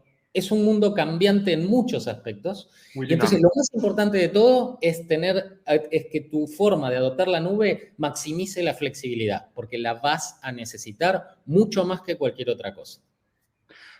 Estamos diciendo acá que obviamente el mundo de la nube está ultra dinámico y que la mejor manera de responderle es ser uno ultra dinámico en cómo va cambiando, eligiendo y moviéndose. Por no es algo estático, no es algo que la estrategia de hoy es la que seguimos y pase lo que pase, sino va cambiando y hay que ir cambiando con ella. Sí, señor. Buenísimo, gracias Eric por tu pregunta. Y entonces, ¿es realmente recomendable implementar un modelo de plataforma cloud native en mis data centers? Si el choque cultural, operativo y tecnológico es demasiado grande. Muy buena pregunta también, porque me he enfrentado en la realidad con esto más de una vez. Y me ha sorprendido encontrar bancos que tenían ese enfoque, que decían, no, yo tercerizo el data center que tengo, que opere como está hasta que se muera, y yo me llevo toda la nube. En la práctica, cuando tú tienes que construir una experiencia digital, puede ser que un porcentaje de esa experiencia la resuelvas en el mundo nube digital, pero un porcentaje de esa experiencia lo vas a resolver usando tecnología que tienes en tu data center. Y si necesitas un cambio ahí y no lo puedes hacer ágilmente, tu experiencia digital se degrada y no tienes alternativa con eso. Entonces, una alternativa que tienes es el core bancario, si quieres, y todos los satélites, pues los reemplazo, compro uno nuevo nativo de nube y lo pongo. Pero ahí tienes el problema de que esa migración de los clientes existentes y los productos existentes te puede tomar 10 años en la práctica. Entonces, no puedes esperar 10 años para salir a competir en lo digital. La alternativa es llevar el modelo Cloud Native adentro del data center. Va a ser un poco más lento que arrancar de cero con un nuevo core, pero con los clientes ya los tienes ahí adentro. Llevar el modelo Cloud Native ahí adentro, transformar a las personas para que paulatinamente vayan adoptando modelos de gestión altamente automatizados, modelos de operación SRS, Reliability Engineering, etc. Y tú puedas, como se dice, hacer un sashimi del elefante, ir cortando las distintas funcionalidades que tienes en el data center, más propensas a ir a la nube, las vas moviendo primero, pero adentro del data center vas ganando madurez y luego vas acelerando ese sashimi hasta que antes de que te des cuenta te has comido el elefante y has transformado a tus equipos, que a su vez tienen todo el know-how de negocio y de operación bancaria que quizás, y con toda honestidad, un proveedor de tecnología no tiene. Un proveedor de tecnología que te da un SLA de 99.95, pero que no es en hora pico de consumo bancario, no está priorizando tus necesidades bancarias. En cambio, tu gente entiende eso. Tu gente entiende cuándo es un mal momento para hacer las cosas y cómo hacerlas. Y ese capital lo tienes, es simplemente transformarlo al modelo Cloud Native. Entonces, llevando la tecnología Cloud Native al data center, estás maximizando el retorno de una inversión que venís haciendo hace quizás 100 años. Bueno, gracias Santiago por esta sesión. La verdad que le haces honor a la marca de Red Hat con tu pasión y tu capacidad de comunicar estos temas de alta complejidad, y lo puedes hacer, como dije yo anteriormente, tan conciso y tan claro. Te quiero dar las gracias por tu tiempo y por la presentación. Gracias a ti, Rey. Siempre es un enorme placer poder compartir contigo. Gracias por tus palabras también. Bueno, entonces, la verdad que podemos decir que estas 3 sesiones han pasado volando. Tuvimos líderes regionales de cloud quienes nos compartieron sus experiencias y nos ampliaron la visión sobre lo que deben hacer en sus instituciones. Nos gustaría dar las gracias a todos nuestros oradores por sus contribuciones a lo que fue una mañana increíble, sumergiéndonos profundamente en el tema de la nube. Sin ellos, esto no sería posible. También nos gustaría darle las gracias a todos ustedes como miembros de la comunidad de FinTech Américas por asistir. La verdad que fue una sesión altamente con muchísimo engagement. Nos encantaron las preguntas y estamos muy agradecidos. Esperamos que haya sido muy beneficioso para ustedes en el rol que están manejando. Un último agradecimiento a Red Hat, nuestro socio, por apoyar este evento. Un último favor de nuestra parte, recibirán nuestra encuesta Deep Dive en su correo electrónico en la próxima hora. Por favor, háganlo. Si nos pudieran terminarlas y pasárnoslas lo antes posible, estuviéramos muy agradecidos. Para nosotros es muy importante conocer tu feedback sobre cómo nuestra programación está siendo valiosa o no para ustedes, y esto nos ayuda a crear contenido más valiosos y acelerar la creciente comunidad de FinTech Américas de más de 75,000 líderes bancarios y financieros de la región. ¿Qué viene en FATV? La próxima tendremos un pitch sobre la solución que necesita para proteger la reputación de tu institución. No se lo pueden perder. No podemos esperar a verlos en nuestro próximo programa de FATV. Cuídense y nos vemos pronto. De todos nosotros en el equipo de FinTech Américas, muchísimas gracias por participar. Que tengan muy linda día y una linda fin de semana.